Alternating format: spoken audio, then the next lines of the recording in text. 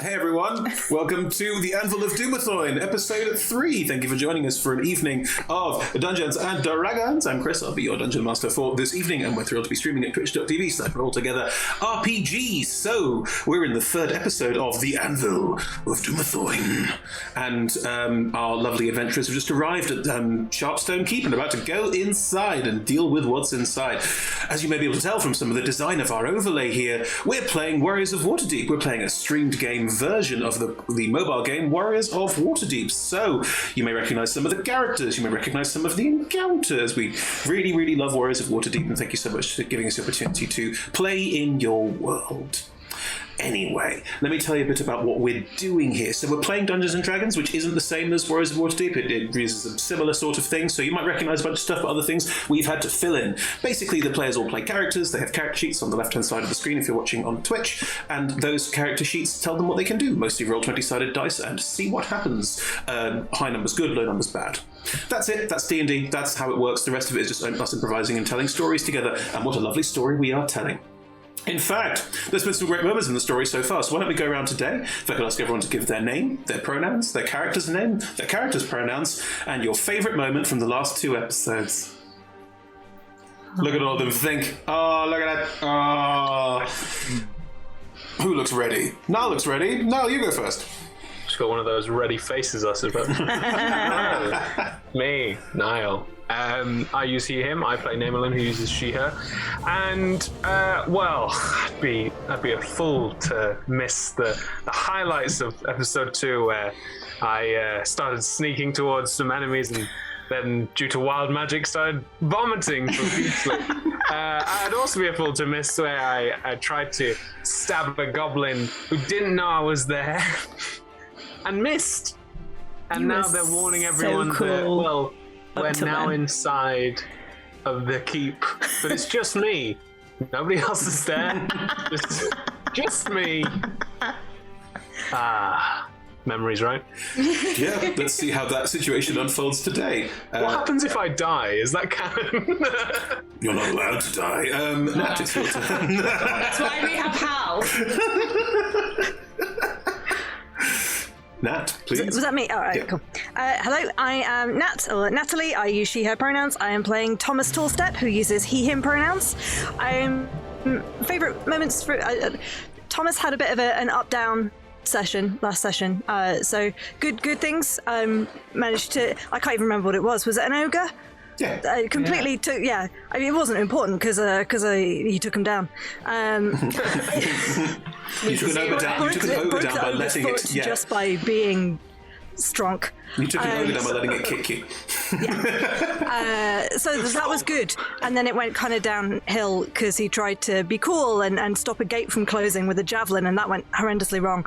And then it was good because he started to make a new friend, and then it was bad because he witted, like, just drivel at this very intelligent wizard who for some reason wants to talk to him. And then he tried to climb stuff, and that went horrendously wrong. So hang on, are you playing this ship as a clueless ship? But I don't know what you're talking about.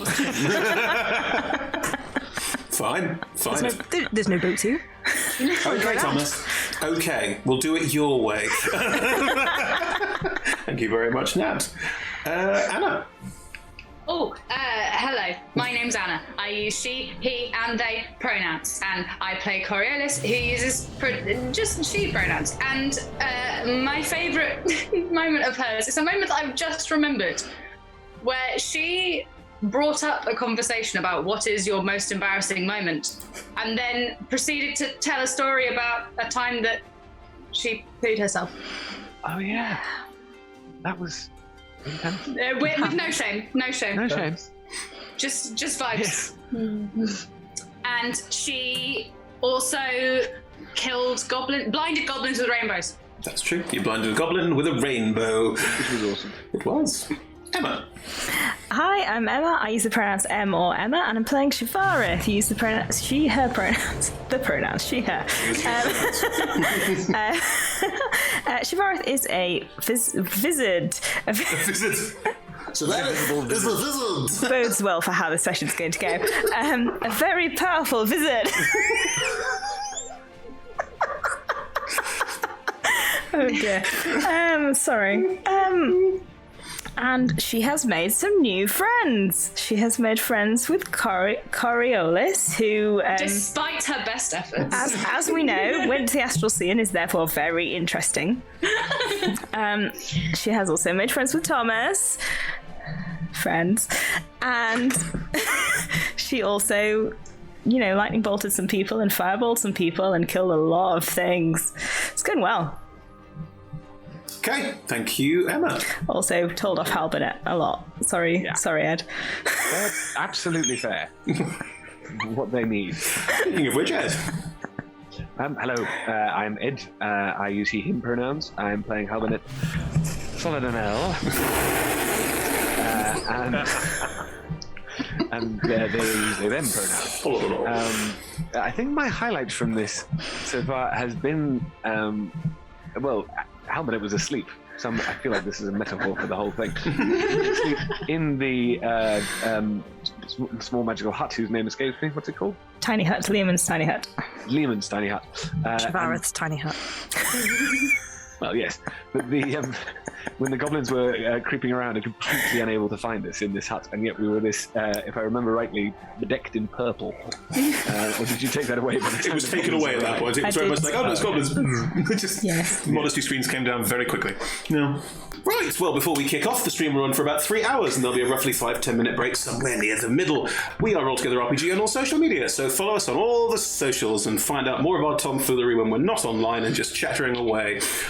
Yes, that's where Roll Together RPG can be found. We're also on Patreon, and a massive thank you to our D20 Club, or Dice Heads as they sometimes refer to themselves. You are all wonderful, special, lovely people, and you can join them as well for just $1, £1, and the more people who join us, the more tiers you will unlock, and the more lovely things we will do for you, our fans. So thank you very much. Other currencies are available. Of course they are. If you're into money trading, they're all available. Our shows are also available as podcasts. If you fancy listening to what we are doing and not watching, then there are any podcasting app, just type in Roll Together RPG and we should be on there. And if we're not, send us a message, let us know and we'll fix that problem. Finally, we play with a diverse group of players who play a diverse set of characters with wide-ranging sexual and gender identities. Our tables are trans-positive, and we encourage and champion trans players, characters, and DMs in our streams. The DM and players may portray characters that are of gender to their own, and while we aim to avoid misgendering, we appreciate it does sometimes happen, and we have company policy in place for correction should the need arise. Right, intro done. Tick. Gold star. Thank you, Chris. You're welcome. Let us dive into the story. Episode 3, The Anvil of Dumathoin. Woo!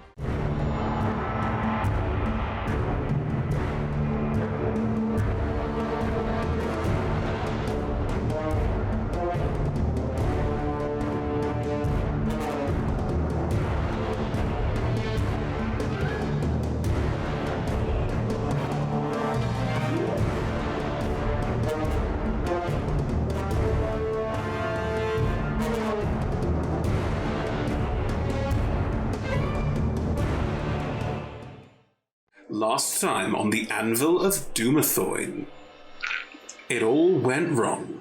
Maybe. It really did. It really did. So where we ended the last episode, Naomlen tried to sneak up and climb in a window unseen. In doing so, found a goblin that was in the window and tried to stab and kill it and missed entirely with 2 attacks. At which point the goblin disengaged and ran away, shouting, "They're here, they're here. They're back again. Guess who's back? Back again. Back again. The warriors are back." It's a Waterdeep. I'm telling everyone. Yeah, that went really well.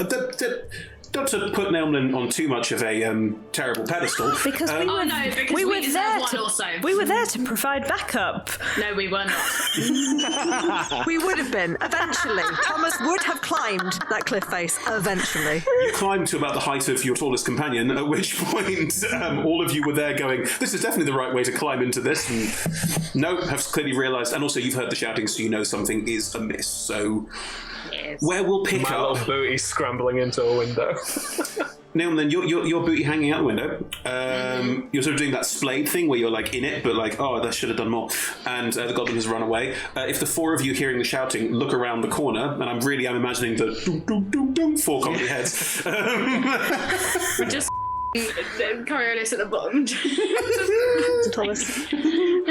I don't know whether Halbernet or Shivareth is taller. Halbernet's tall. Halbernet's taller.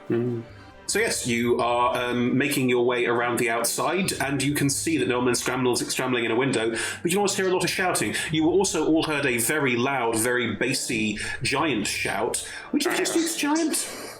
Shivareth, what that shouted quite loudly in giant was Let's be friends. remove them.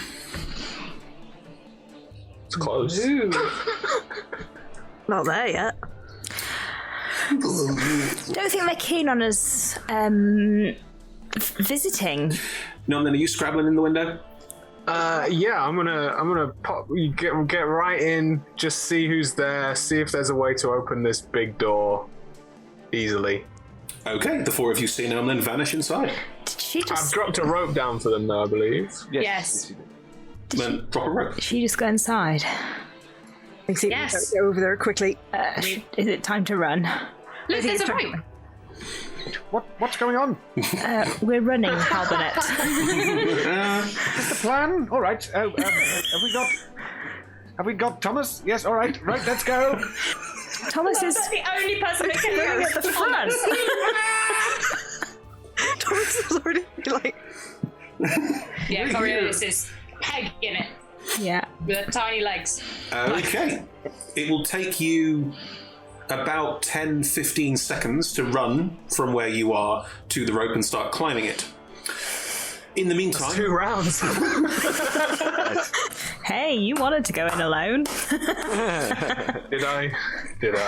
Numlin, as you leap in through the window, as we described last time, you've been here before because this is your ancestral family home. You were born and raised here, although you left at a very young age, and you were never told why. Ooh. Anyway, you jump in the window, and you are now inside one of the guard towers. You know that you can get down into the main thoroughfare from here relatively easily. The guard towers are 2 internal towers that go up the inside and have windows that face outward, but on the inside are windowless, so it's just straight down and out. I figured the goblin that you were trying to attack did run down the stairs. It's like a spiral staircase. You can hear lots of shouting in all the different languages. What do you want to do? I would like to... at the top of the guard tower, I can't see the main door, can I? No. There are no internal windows. It is designed to be a look outside guard tower. Yeah.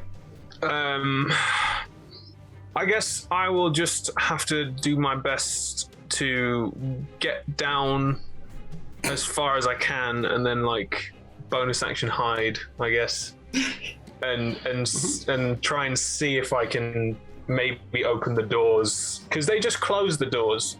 How did the doors work back when I lived here? The doors have they open inwards, and they have an internal locking structure, which is like a stone. Basically, it's a handle that you turn, and it gets a bunch of different gears to lock the door into place. So it's basically impenetrable. In that case, I'd like to try and make... Is that in the guard tower, or is that outside the guard tower? It's literally on the door. It's a big wheel. Then I'm going to try and hopefully see if anybody's near the door. Sure. As you make your way down the guard tower, roll me that stealth check. Stealth, baby! Oh, well, that's a 12. That's it. How is that a 12? Yeah. Starting with a 2. Oh.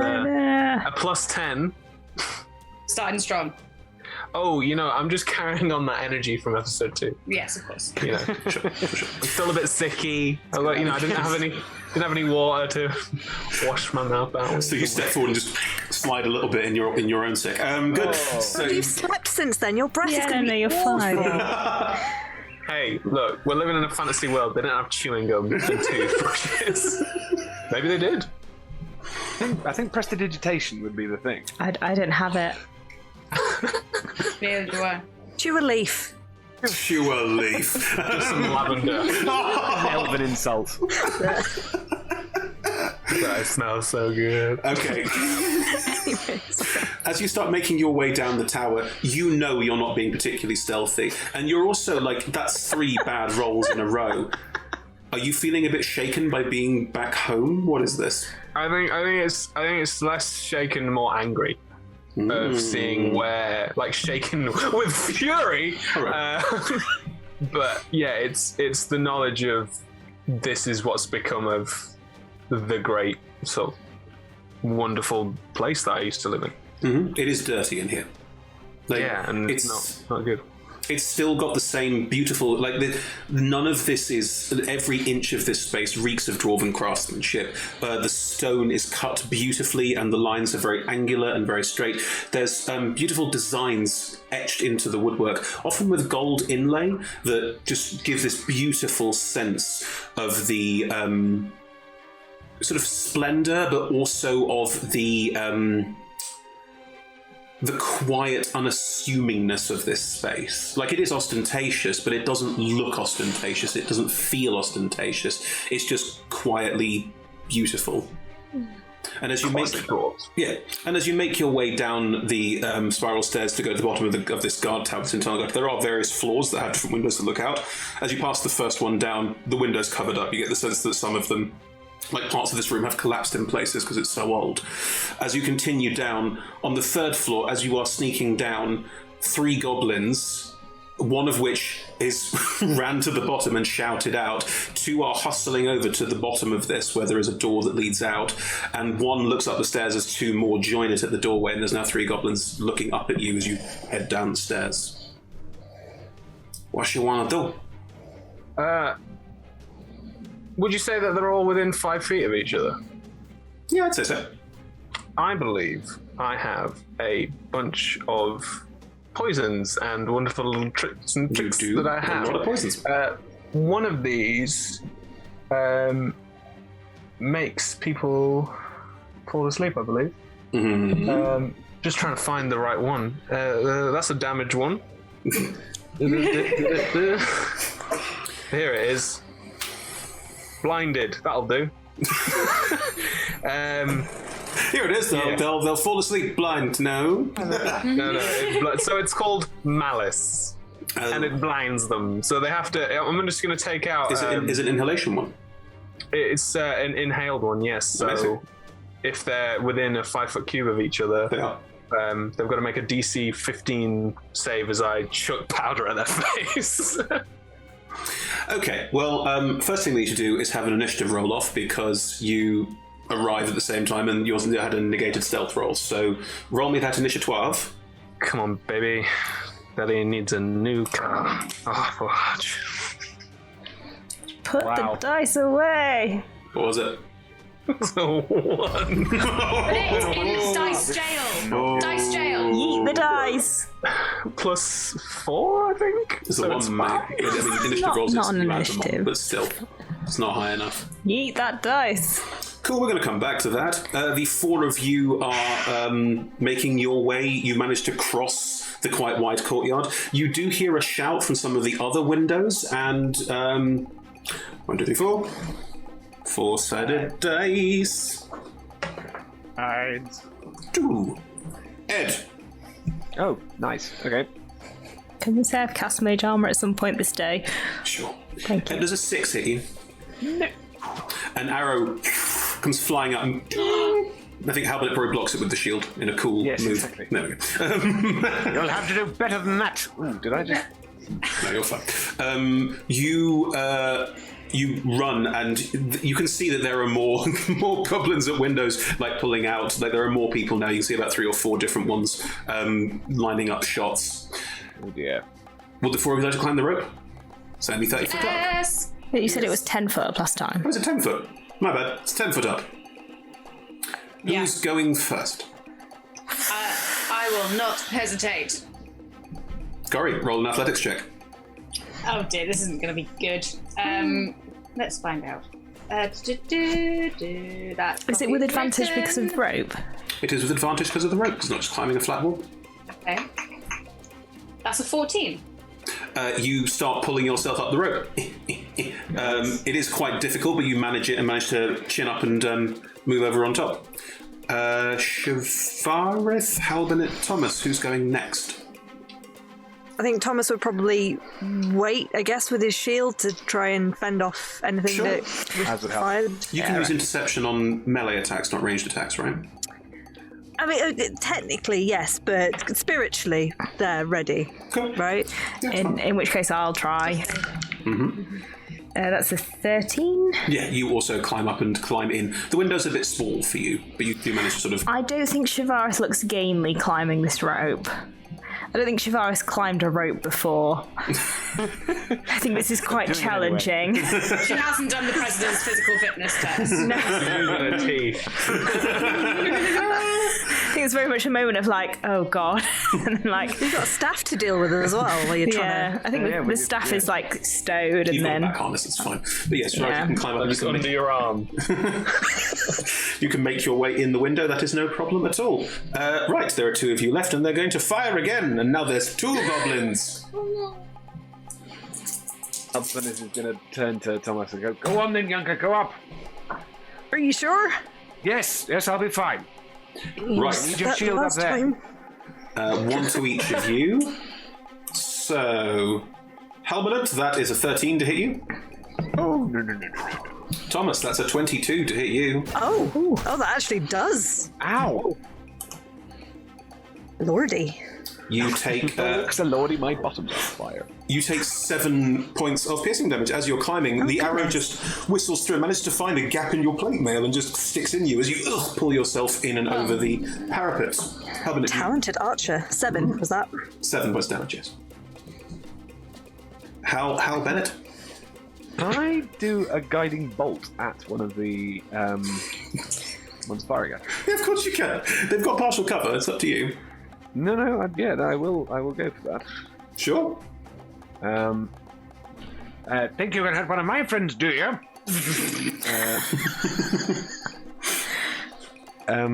If I'm firing this guiding bolt, make an attack roll with it. They have a slight bonus to AC because they are hidden. Oh no! Oh, that's not gonna. 15? Just hits. Lucky day. Very lucky day. Sweet. Because their AC is 15. That's nice. Well, their That's AC very, is very technically nice. 13 plus a shield, but they can't wield a shield and a two-handed bow. That's really annoying. I got a 6 but 2 1s.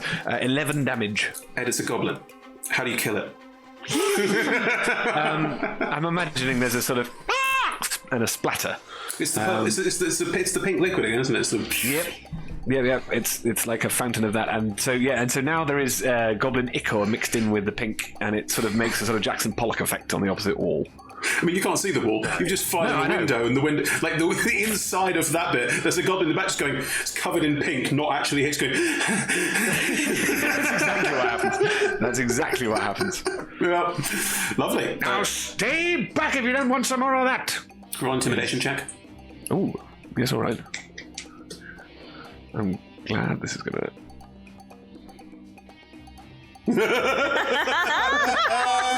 Ed, say it. We can all see it, but no one else can. Yeah, no, sorry. It's a natural one. But, so it's gonna. I think it's gonna be. Now stay back if you don't want some more of that. Cool. One's gonna shoot you again. They get an extra attack roll. That's just happening now. Yeah, that's totally fair. Which is also a nat 1. Wow. The dice hate all of us. All of us. I think the one inside, like what you say, you want to intimidate. What you do is enrage, and it goes, oh, and then walks forward and just slides forward, and the pink goes, falls over. Roll that athletics check to climb the rope. Amazing. Right, athletics check. Yes, please. I've not done mine yet. Right. Bonus. Although that is a nat 20. 27. Wow. What a colossal Not waste. only is a nat 20, it's a nat 20.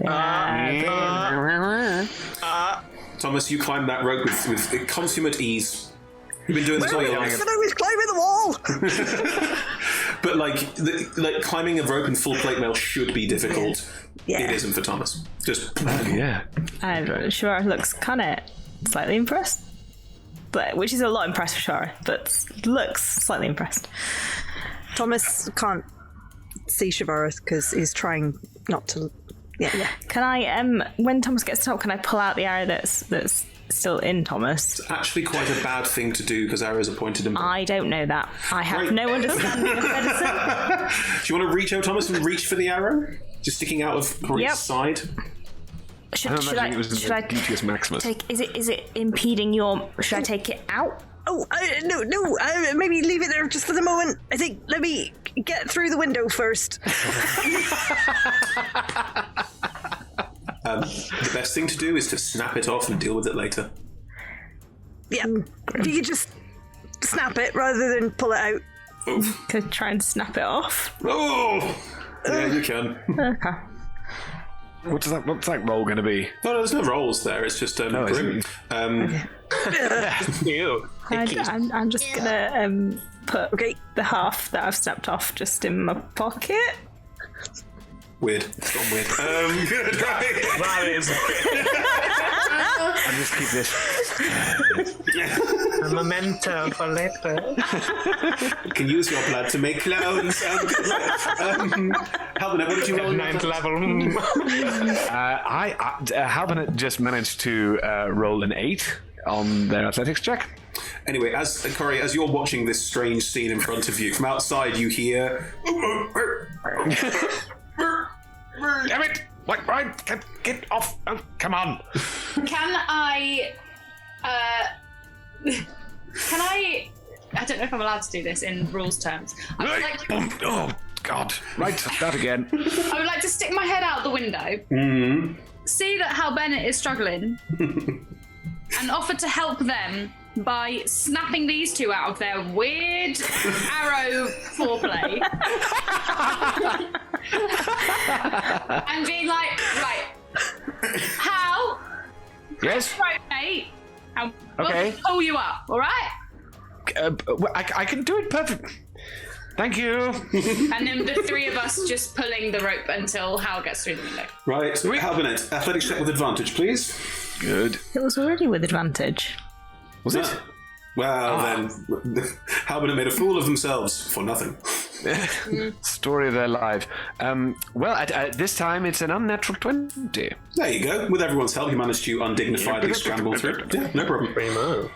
I could have done it myself, but I'm very glad you helped. Thank you. Anyway, from downstairs, you can hear... Nelmlin, can you roll me... you already rolled a nat 1 on the initiative, and they rolled a 15, so they're all going first. What? That doesn't make any sense. Two of them are going to run up the stairs and stab you. The other what I one did. is going to turn around and run out into the doorway, shouting in Goblin, which you don't speak. None of us speak Goblin.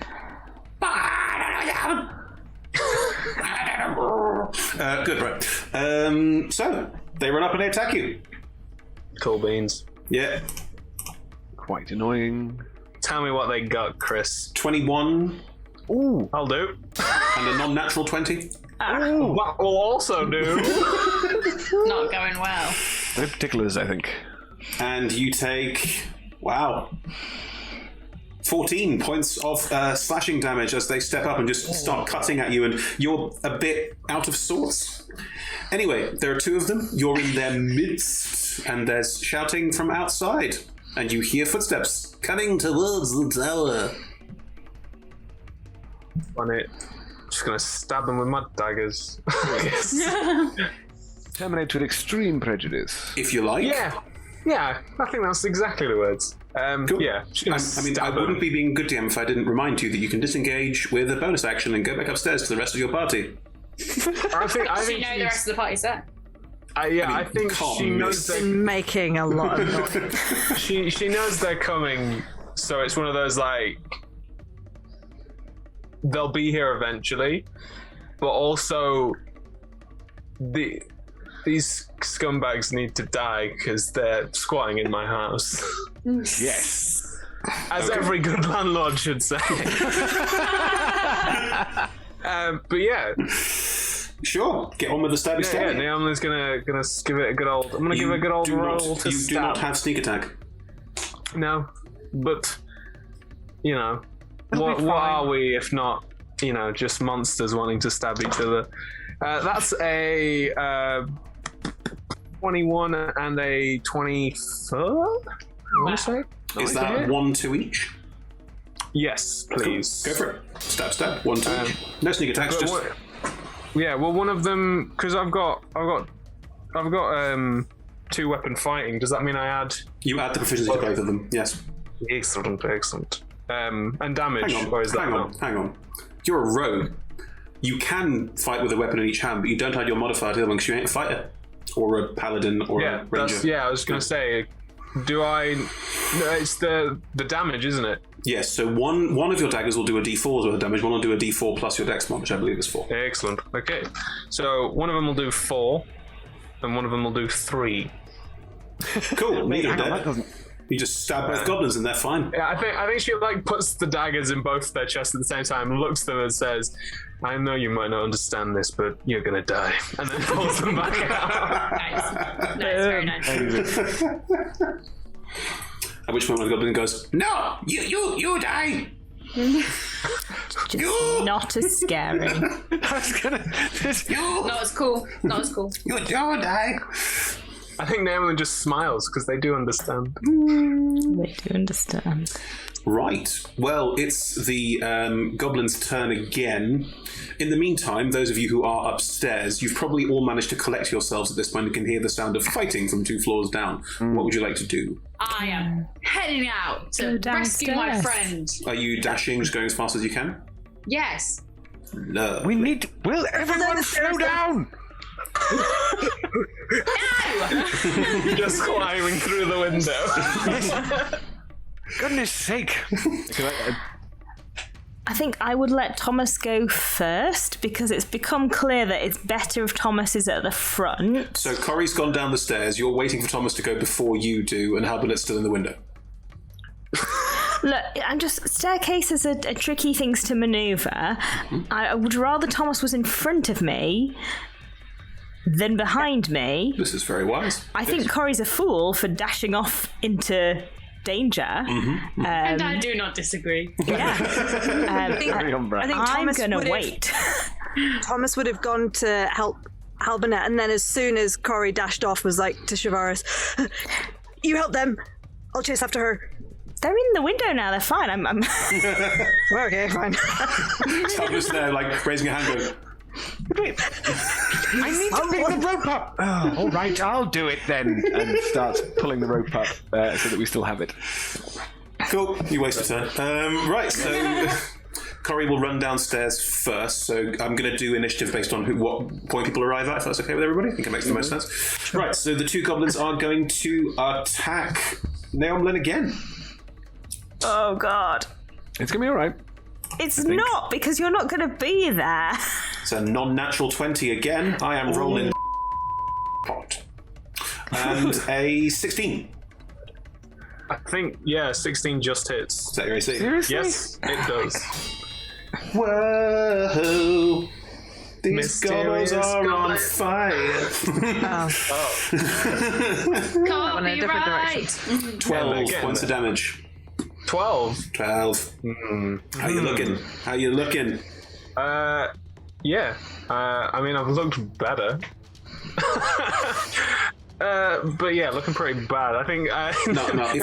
If you had to put your health in a numerical scale of, points and how many hits you could take. If you were a thermometer on the side of a church, how full would you be? Well, let's say the thermometer goes up to like maximum of like 43 digits. I'd be at around 17 of those 43 digits. Fine. Yeah. So I could probably cop another one of these. Double hits, yeah. Yeah.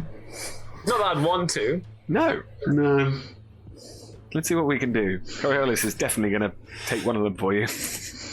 Hopefully both of them. As soon as Korea gets this, I'll actually be able to do some actual damage to them. From the outside, you hear Orcish Okay. and Goblinoid and Kobold shouts. And the bottom level of the tower starts to slowly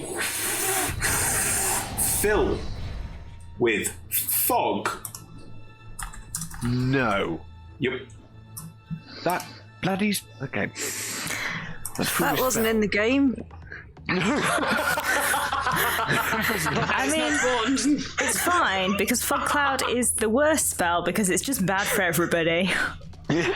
It's just bad for everybody. It's true, it is. Anyway, the bottom of the... Coriolis, as you run down the stairs, you run into a fog cloud. Is that the reaction? Yes. Cannon, run down. Don't like it. You can blow away Fog Cloud, can't you? You can blow away a fog cloud, it's true. No, not like that. No, we've used the fan once. Your She has a wonderful fan. fan of winds. That was actually used yesterday. the We've fan had a long today. rest. Oh, no, it was in the morning and I said it didn't count, so you can use it again today, that's fine. Anyway, you run into fog and you like, there's people on the stairs in front of you, you can hear sort of clangs and shrieks and grunts from now and then, I presume, but yeah. Ow! What are you doing? Stop stabbing me. Her noise is more like, ah! Oh yeah, 100%. It's more like... Cool. Passing a kidney stone? Anyway, yes, so... 2. 4, actually. Every time. So, you're running into fog, what would you like to do? It is your turn. What do I know roughly where Noemlin is? I just don't want to use my fan and then her to be blown across the room. I'm just checking the rules on heavy obscurement, because that's what it creates. It creates heavy obscurement. Mm-hmm. Heavy. Oh. I feel like if you keep running, eventually you'll bump into me and find out exactly. Yeah, just be like, oh, hiya. Hiya. It's me. It's me. I love that that's how Coriolis just announces her presence. It's me! Yeah. I think more people should do that. Yeah, you can't see anything in here. You are effectively Okay. blinded in a heavily obscured area. I think I would...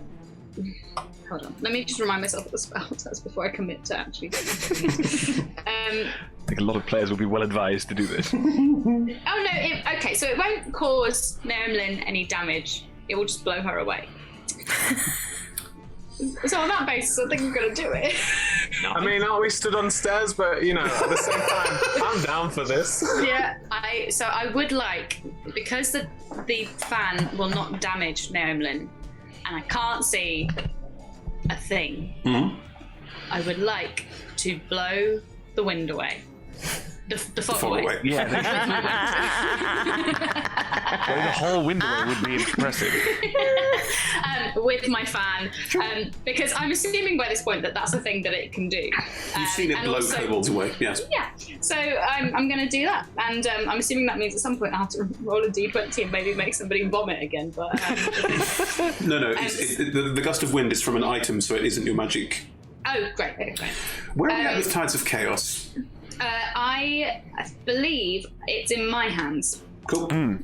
Yeah. We Because just I had a long believe we rest. took a long rest. Yes. That's fine. Then in which case you reach out and gust of wind by just using the fan to fan everything away. Yeah, and it's not elegant when Coriolis uses the fan. It's clearly just Flapping. Yeah. Fine. You are fanning down the stairs. In which case, Nailman, make a strength saving throw, I believe. everybody within a certain thing needs to make a... You're shooting it down the stairs, definitely. Would it be strength? I thought it was going to be dex. That's No. 60 feet long and 10 feet wide. So anyone in that area needs to... That's what they said. No. Down the stairs. Yeah. What'd you roll now? What's a natural 20 for a +1? Strong dwarf. Strong dwarf. I have rolled a 3.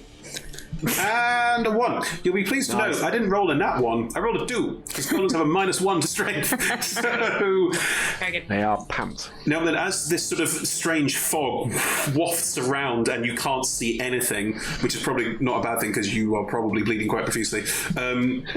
Suddenly, there's this gust of wind from behind you, and you like steel yourself, like you're almost pushed forward into where you think the goblins are. And you see them both go and go flying head over tails down the stairs. Boom, boom, boom, boom. platform go rolling down to the bottom. I'll say they both take a d6 of damage. Oh, please.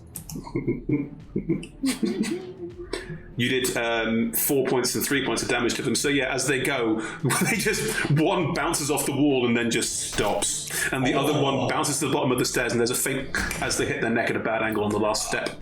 At this point, can I see this? Yeah, you can. As the wind is swirling around the bottom of this tower, it sort of catches and eddies and then blows out the door because it has to go somewhere. Wind doesn't just go and stop. From the outside, where the forces are arraying against us, suddenly by the doorway, there's sort of a gust of fog blowing out the side of it. They were looking at it. This is weird. With some consternation. Yeah. Yeah. Naomi just turns and she's just like bleeding profusely. That was worth it. Glad you made it. Thomas, you can come down behind Coriolis. There's no one left there, right? There's no one left. Halbert, I guess after you pull out the rope, you're also going to come down and join everyone else. Is that correct? I am also there. Yes. Sorry. Shivaro's behind Thomas, and then Halbert is also there. You can all congregate at the bottom of the stairs, although from the outside there is even more shouting, and eventually, if you all congregate together, do you say anything as you congregate? Looks like that went well for you, Nermlin. Thanks for the I rope, think though. Naomi's like, she's against a wall, like holding a wound, and she just goes, I think, and correct me if I'm wrong, they might know we're here. Got that impression? Yeah, definitely. Really? There's a giant, you know? They're not keen on us being here. Alright, well, let's go kill it then. She like sort of shrugs off. You're not really in a fit state at the moment, are you? She points at Halbert and she's like, you, Elf, give me some healing. I'm not there yet, but I was just going to say, if it comes out of that, right, what's the plan? Oh my You, god. Elf, give me some healing. There we go. Let's go for, I think, You could ask nicely. No, it's absolutely Please. fine. Obviously, a person of great fortitude and puts the hands on. I can't remember how I. You cast Cure Wounds, Ed. No, I know, but I can't remember what if there was a if there What was the flavour was. You didn't give any specific flavour when you did. I was going to say I think it's just a lay on pring kind of thing. Just chimes. Yeah, I mean, it's it's charms. I That's mean, good. the healing sound effect will play at this point, so you know. Wow. Okay, you hear it? That's outrageous. You get 24 points back. Oh, Thank nice. you. I think hang on, there's something more about this, isn't there? There's And it does it adds it all up for you. What level did you cast it at? level 2. Yeah, it adds it all up for you, and you get a huge boost to it because you're a life cleric. Oh, I see. That was Oh. I mean, that's like practically back up to max. I'm That's 2 points amazing. up on maximum. That's really So, good. right. cheers, Elf Daddy. Sorry. Please say that. Please say that. That would be amazing. Elf parent? Yeah, they're not bad. Yeah. Oh, sorry. Elf parent. Elf role model. That's super sexy. As you're having this discussion, from outside, you hear... All right, you can come out with your hands up, and we won't come in there and kill you. Can I just walk down to the door? Are they all clustered around the door? No. If you walk down and look out... I'd like to be able to see without them necessarily be able to see me. That's a stealth check. That's exactly what that is. 16? Ooh. Checking their passives. Checking all their passives. The other thing is, isn't Shivareth the only person who's going to be able to understand any of this? I'm assuming They said that in common, and the only language that they're speaking. speaking that I speak is giant. that's what I wondered if it was in Giant, then you would be getting it. As you look out through the door, you do sneak down to the door and look out, and they can't see inside. There's probably still a bit of fog hanging around that hasn't quite dissipated yet. There are about 10 goblins, kobolds, and orcs.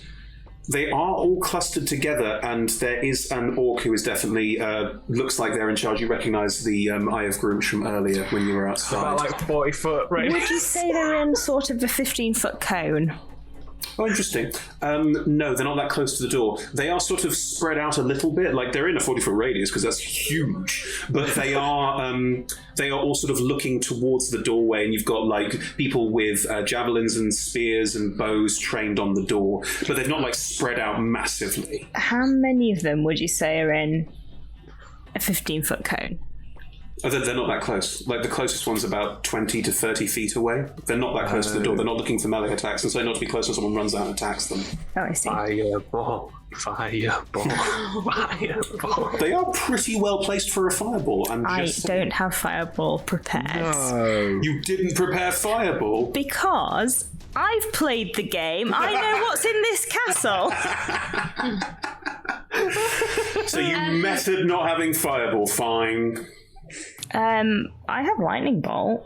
You can't get as many of them. To confirm, how many of them did you say there were? About 10 total. Okay.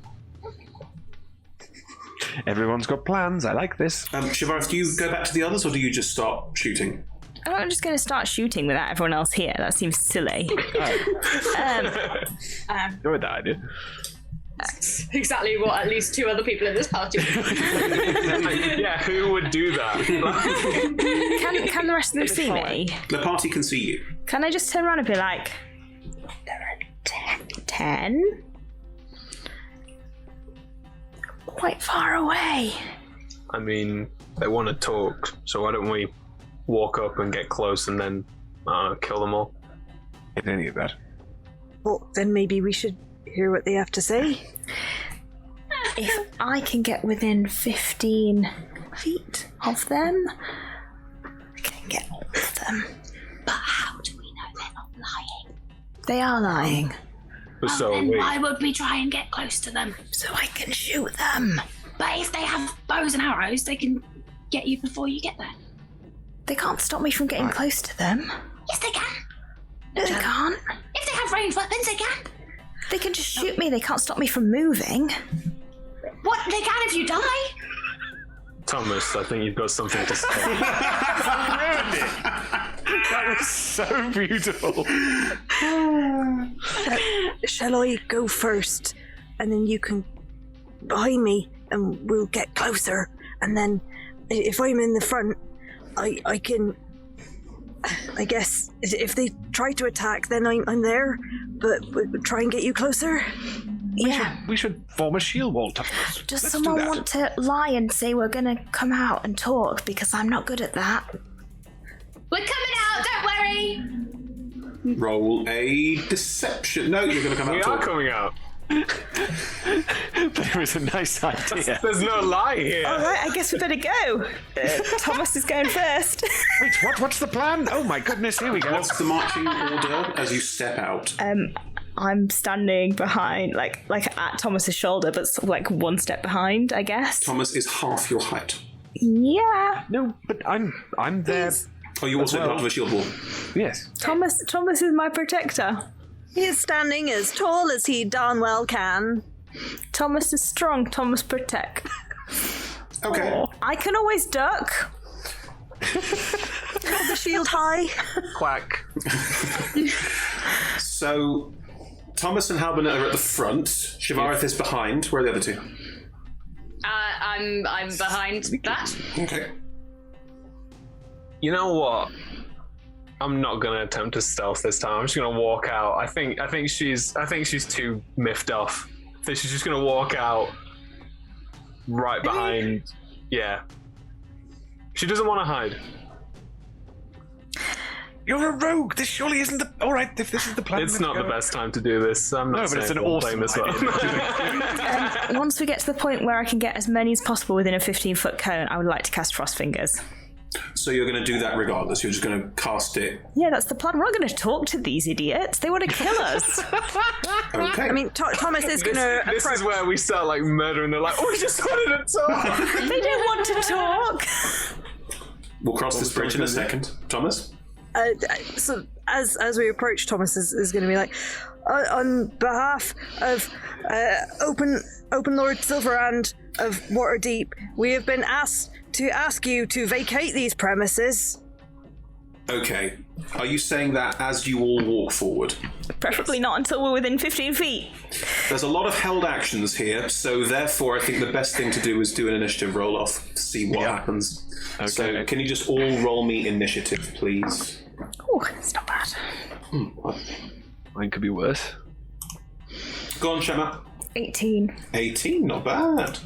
13? 13, 14. Non-nat 21. Ooh. Of course it's not nat 21. Hard It's to get a 21. nat 21. A respectful 10. Wow.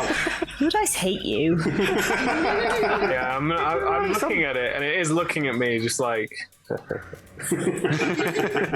There were some natural 20s in there, but yes, mostly they don't react well in clutch moments. No, Thomas- not in the last few days. No, they've not. Thomas, as you walk forward with everyone, you realise, as you all step out, no one fires anything, but, because you're going first in initiative, and to explain this away a little bit, you can see that they're all basically waiting for a signal to fire. Yeah.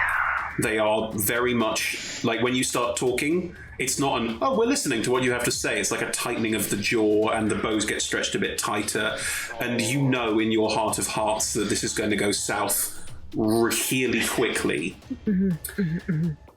What would you like to do at the moment when this is clearly all going to go down? Oh God! Can I see the leader one? There is an Eye of Grunch who you saw outside, who Yep. hasn't had a chance to heal up. Oh no, they have a chance to heal up. Things gone round again, so yeah, they're fine. But yes, they look to be in charge. They are the largest orc, and also they have, as you get up close, you can see this more closely. They have a white eye daubed sort of across the middle of their forehead and across the middle of their chest. They've come from Lord of the Rings. Sorry. My hand. That's a Oh, hand. sorry. Well, It's a hand. It's been a long time since I watched it. The eye is Grunch. It is Grunch's eye was taken out by Krellin the Rethian. It's a very important part of D&D lore, Sorry. but I'm actually impressed that I remembered that, because I do enjoy Lord of the Rings, but it's not like my nerddom. So, anyway. Said that very fast. Is that, you're worried to be associated with it? No, I was just impressed with myself. I was like, oh, Come on, you're a Tolkien, aren't you? Ooh. I've never heard that before. what do you I want to just do? made it up. It's life. Oh, okay. What do you want to do?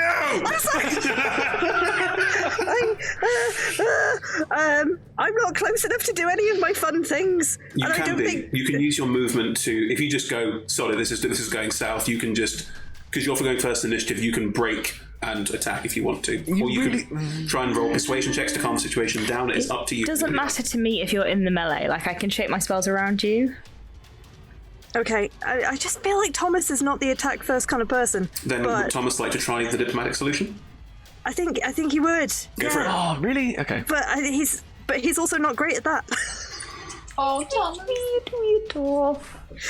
Oh, that -1 to persuasion is not going to go well. No, Now, I would like to loving offer you it. something from a performance perspective. Would you like to roll it first and then perform what you roll? Yeah, I think Go for so. it. Don't tell us the result. Just roll it and then perform it. And tell us at the end of the performance. We'll know.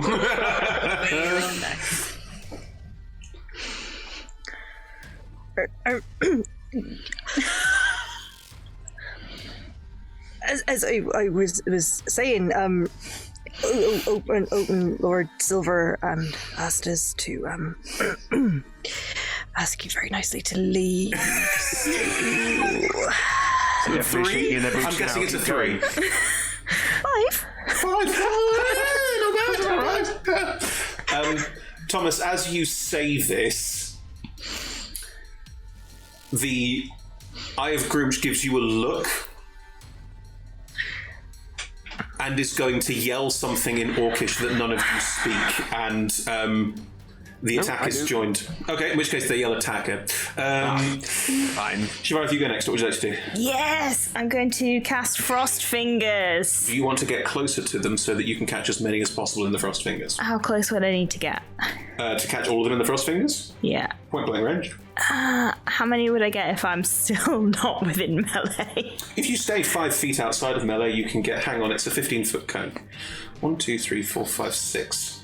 You can get 6 total if you're point blank range, 5 if you're slightly out, and 3 if you're 10 feet away from them.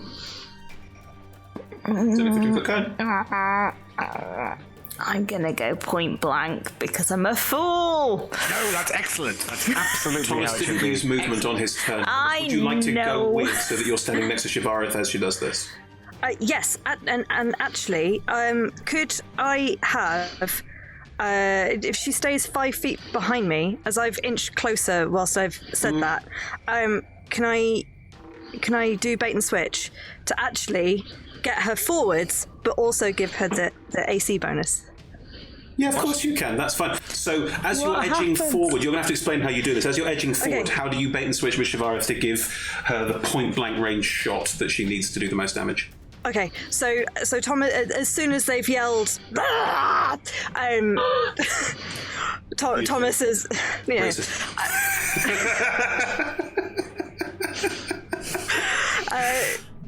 he's going to go to grabbing Shivareth and go, no, it's a good time, and kind of just push her in front. But with, it's a +5 to your AC. Oh wow! How long for? Thomas' next turn, I think. Until the start of my next turn. Cool. So you have a comparative AC of what now, Shivareth? 20. Ooh.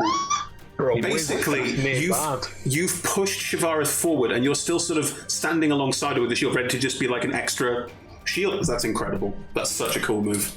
Nice. So Shivareth, you can hit 6 of them. Are you aiming for any particular sort of... I would like to get the leader, and then as many squishy ones as possible. I just want to kill. There are 1, 2, 3, 4, 5, 6... Hang on.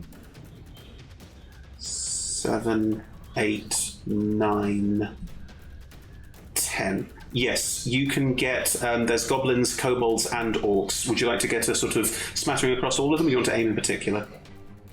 You're going for the Eye of Groom, that's fine, but any others in particular? In which case, I won't go for the Eye of Groom. I'll just get as many squishy ones as possible, just to try and reduce the field. They problem. need to make Constitution saving throws. Con saves. Right, I'm going to roll 1 for everyone, because they all have a con modifier of That 0. feels... What if they roll really high? It's happening. I think it's the best way to do it, otherwise I'm rolling so many con saves. Their con saves even out to a flat roll, so I'll just make a flat roll and see what we get. 8. Yes! That fails. Yeah. So they all take a massive 6 points of damage because I cast it at first level. That's fine. You catch... Hang on, maths. You catch 2 goblins who both sort of... What was the effect here for us? What does it look like? I'm just putting my hands out because my staff is still on my back. And it's just like a blast of cold across the area. You catch inside, 2... It's like a snowstorm inside the cone. Lovely, okay. So you catch 2 goblins in this who screech horribly but are not felled by it. The 2 kobolds, the 3 kobolds who are there are all just all collapse immediately on the floor, absolutely gone, because kobolds, they got 5 hit points. And one of the orcs just like parts moving up the side of his torso and just sort of like smashes out of it. How many things am I currently in melee with? 3. I didn't kill any of them? You killed some of the... the orc is still there. You killed 3 kobolds. And I was in melee with all... I will say you're still in melee with about 2 of them, but they're all going to cluster around everyone anyway. It's going to become a sort of pitched melee very quickly, and you're in the thick of it. You have an AC of 20. You're fine. I will just stand here looking suddenly very uncomfortable at being at the front. Like, oh god, what have I done? There should be other people here. Yeah. I'm not meant to be here. I'm still here. Corey. Okay, how far away am I from the Eye of Grumsh? I would say about 30 feet. I would like to cast a 3rd level Witch Bolt on the Eye of Grumsh. Yes. What do you... Is it me roll or you roll? I roll. Sure. That's an 18 to hit. Ooh, yeah. That thing going down. I'm assuming at some point I'll need to roll a D1, a D10, or a D20, or a D... You roll a d20 now to see if a wild magic effect happens. Right, let's do that then. That's a 5. No, you're fine. Yeah. Fine. And that's 3d12 of damage, and that is 25 points of lightning damage, I think it is. Ooh, yes, it is. Lightning damage. What does it look like? It's literally just, I kind of just hold my hand out quite passively, and then just like a bolt of lightning just like comes up from my hand and onto the head of the Eye of Grumsh. And Okay. just kind of And you're holding it there because it's maintained. It's like a what do they call the Van de Graaff generator thing? Yeah, very similar. Yeah. How That's far really away do cool. they have to run to not be affected by this? It's a 30-foot range. Okay, so if they step 5 feet away from you, they will be out of it and stop taking damage. Yes. Are you sure that's what you want? They can currently get away from you. You can get closer, so it's harder for them to get away. I mean, I could use my movement to walk towards them, just like. Do you with want the to be lightning. like sort of sidling around the outside? Basically, if they have to get away from you, they take attacks opportunity from Thomas. Like you can sort of flank around with this to force them to move forward, not backward. Yes, but can I also get like slightly closer as well? Just Of like. course.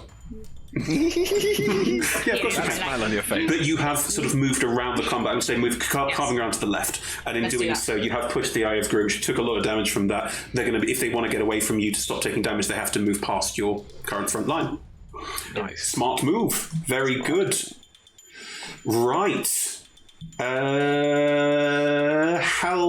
Helmet. Right. Okay, so I'm up with Shivareth and Thomas. You can Yes. join them. Yeah, that's fine. That's so. My intention is to get in amongst the combat. Yes, you can. Sure. Do you want to step in front of Shivareth? You can sort of push your way in and give her a bit of cover. Yeah. Though her AC is currently higher than yours. It's fair. No, actually, sorry, no. But I'm thinking more Coriolis then. If she's anywhere near me. You can move around so that you're flanking with Coriolis. I mean, it's a big bunch of people right now. They've just sort of clustered a little bit too closely. And if you move around with Coriolis, you can be alongside, and you can be starting to whack things on the side. That's perfectly fine. That you're moving around the side, but there's more orcs. Right. Well, so what I'm imagining is that we've got Shivareth as sort of the focal point, with Thomas just beside her. Yes. And I want to come up beside Thomas on that side with Coriolis the other side. Yeah, of I'd that. say that's sort of about that right. make Yeah, sense? yeah, sort of about Yeah, right. yeah. Sure. Okay, cool. So You're forming an arc, basically. Yes. So moving up there, I'm then going to. Ooh, actually, am I? There's seven. How many people are left? 1, 2, 3, 4, 5, 6, 7 of them left. Oh, 7 left. Okay. Only 3 kobolds down. No, I think so. If there is an orc within range, There are. There's an orc here. One that wasn't frost-fingered because face the Yes. other direction. yeah, no, that's fine. So I'm going to cast spiritual weapon as my. Does your ancient elven ancestor Pac-Man reappear? Yes, that's exactly what's happened. But that doesn't. It goes on the same turn. It goes on the same turn. does? You summon and it then goes, and then it goes every turn afterwards. Amazing. So I will attack with my mace. So Step around, slide in. yes, is exactly, and then yeah. So and trying to just do a. Oh, where's the thing gone? No, I can get spiritual weapon, but I can't get. There we are. Okay, so the attack is 21. That hits, yes. Awesome, and for wow, for 8 damage. Wow, yeah. You sidle up alongside an orc, and how do you whack it? Where do you whack it? Oh, I was thinking I was going to shatter a cheekbone. Oh yeah, go for it. As you come across and you swing high and just whack it around the face, and you can see that as it sort of it uncooks its neck to turn back to you, and it already has its axe in hand. it doesn't look perturbed by this. It's more of a sort of, it hurt. It definitely is in pain, but it liked it. Good. Amazing. Right. Okay. Yeah, and where's your spiritual weapon going? Is the Eye of Grunge not dead? Oh, God, no. Wow. Okay, so in which case, it'll go and try and strike the Eye of Grunge. Please do. Yeah, it's sort of as this lightning bolt's cascading over the Eye of Grunge, you can then suddenly come from behind and just... Yeah, sure. what's happening? Go for it. 25. 25. That hits as well, yeah. Yeah, Wow. that's good. Wow. Oh, nuts. Rolling couldn't go well. It's only 5 damage. It just gets slightly off Doesn't like the center. lightning. Yeah. I think it's... but that's all good for me. Lovely. Yeah, great. Fantastic round. Cool. The 2 goblins that got frozen are going to run away. Good call, ones. They will both disengage as a bonus action and just go running off. You're seeing... Yes, Thomas? Do I get to hit them? You can hit one of them. Very good. Does bait and switch use up your reaction for that round? It's not a reaction. It's a special. No, but does bait and switch on your turn? What do you have to use bait and switch? Is it a bonus action? An action? It doesn't say any of them. I'm assuming it's just as long as I had 5 foot of movement to move. Oh. I'm going to check because I want to know if you have a reaction or not. True. Why are you so New precious? fighter things that have come in with tatches. I don't know them all yet. Precious over these goblins. Don't kill my goblins. When has they named them? Kate, whatever happens. To be fair, I'd actually forgotten that I get to do attacks of opportunity in that way, and it's only because you reminded me that I. It's part of your movement on your turn. You are correct. Yeah. That's really cool. That is really cool. Yeah. So you as these goblins, as both goblins turn and run, you can catch one of them. Sure. I rolled a 23. Yeah, it's got 1 hit point. Okay. They both turn and run, and you just reach out and... Yeah. No. Just catch the ankles. As you catch skin the ankle with the sword. As you skin the ankle with the sword, the ankle has frozen solid and shatters. Oh no. And suddenly the shattering goes up the leg and half the torso, and the goblin just collapses to the deck. The other one runs off desperately. I think Shivarth goes in for a high five, like, yeah! Thomas's hands doesn't are have full. any free hands.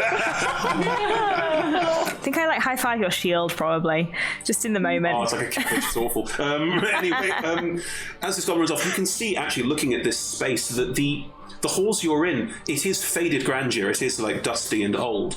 But again, this sort of gold inlay on the floor. There's sort of strange, almost slightly glowing, bluey, turquoisey green panels on the floor with dwarven runes in them. There are torch sconces with flames in them as well. It is gorgeous in here, but it is also a huge amount of space. Like, it's tall, it's wide, and it is... Like, this whole scene has a very beautiful, almost like fire-lit touch to it as you're all moving around and engaging at this point. Anyway, it's very pretty. But yes, this goblin is running off down this very wide corridor. And Naomlin, you know that this doorway leads a sort of wide parade-style corridor all the way to the throne room, and the goblin is running down in that direction. The throne room. I wonder what's in the throne room. What could be in the throne room, Chris? Already said that you've chosen spells based on the meta, so you know. But yes, that goblin is... No, I haven't chosen spells. I just didn't bring my fire-based 3rd level spell. Spoilers for the people who haven't played Warriors of Waterdeep. A goblin that is standing next to the... Eye of Grunge, seeing the Eye of Grunge get mullered, is going to just look around at all of you, and this one has a staff that is made of a... it almost looks like a booyah. The staff almost looks like it's made of a fence post. There's bits of fence post sticking off the sides of it, and it's wearing very thick-rimmed glasses, but only one pane has glass in it. And one eye looks massive and one eye looks normal. I love goblins. They're all the best. Yes. Why are you going to make me feel bad about killing all of these things? They're too cute. They broke it. They literally went to someone's fence and went, "That is my stuff." Like, They probably killed someone for their glasses. Sounds cute. they are going to reach out. Yes, they are. And you've seen this effect before. Thomas, make a wisdom saving throw. Oh no. Friends. That's a 16. Yes. The strange glasses form across Thomas's face briefly, and then Thomas just shakes and they go. Thank goodness. Yes. Crown of Madness avoided. Because it would have been really like shoddy on me because I can't melee attack, but it would have been horrific on Thomas. Yes. Anyway, the Booyaga is going to look at this and just and is also going to turn and run. Nail the booyah. Just running again up this hallway, and is shouting in Goblin. The kobolds are all dead. Ha! Gentlemen, you've been sort of hanging back a little bit. Yeah. So, which one of them haven't taken a turn yet? The orcs. The orcs and the Eye of Gruush rolled lower than you. Cool. And is anybody within 5 feet of them? I know the Halbernet's fine. Halbernet bashed an orc in the face. Yeah. There are one orc is near Shivarith and Thomas, I would say within 5 feet because it's all clustered and clumped. The Eye of Gruush is not. There's people you could attack with getting sneak attack on them. You can also bonus action hide at the top of your turn if you wanted to. Nah. I'm just gonna. I think seeing Halbernet kind of like fighting by themselves, and Curry's like far away enough from the eye to be fine. Yeah. I think Naomi's just gonna run and jump with a dagger at this orc. Sure. Go for it. Running with your first attack against the orc as Halbernet's there, clonk, and it's just turned back. Yeah. Ooh. Oh, Niall. Will a 14 do? Yeah, it will, just. Yay! Nice. Unbelievable. New yeah. dice. New dice. Awesome. New dice. Same dice, so it's If just. Niall keeps getting new dice, there's not going to be any dice left. We go through all the dice in the world. Alright, so that's 1d4, and then sneak attack is 3d6. Yes, it is.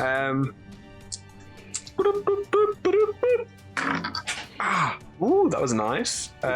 So that's 6 plus 6 plus 4 is 12 plus 4 16. is 16. Thank you very much. It's dead. Yeah. It's dead. I think as she like jumps up, like a dwarf shouldn't be able to jump this high, but I think through pure rage she's just sprung and just like impales where the marking is for the Eye of Grumsh.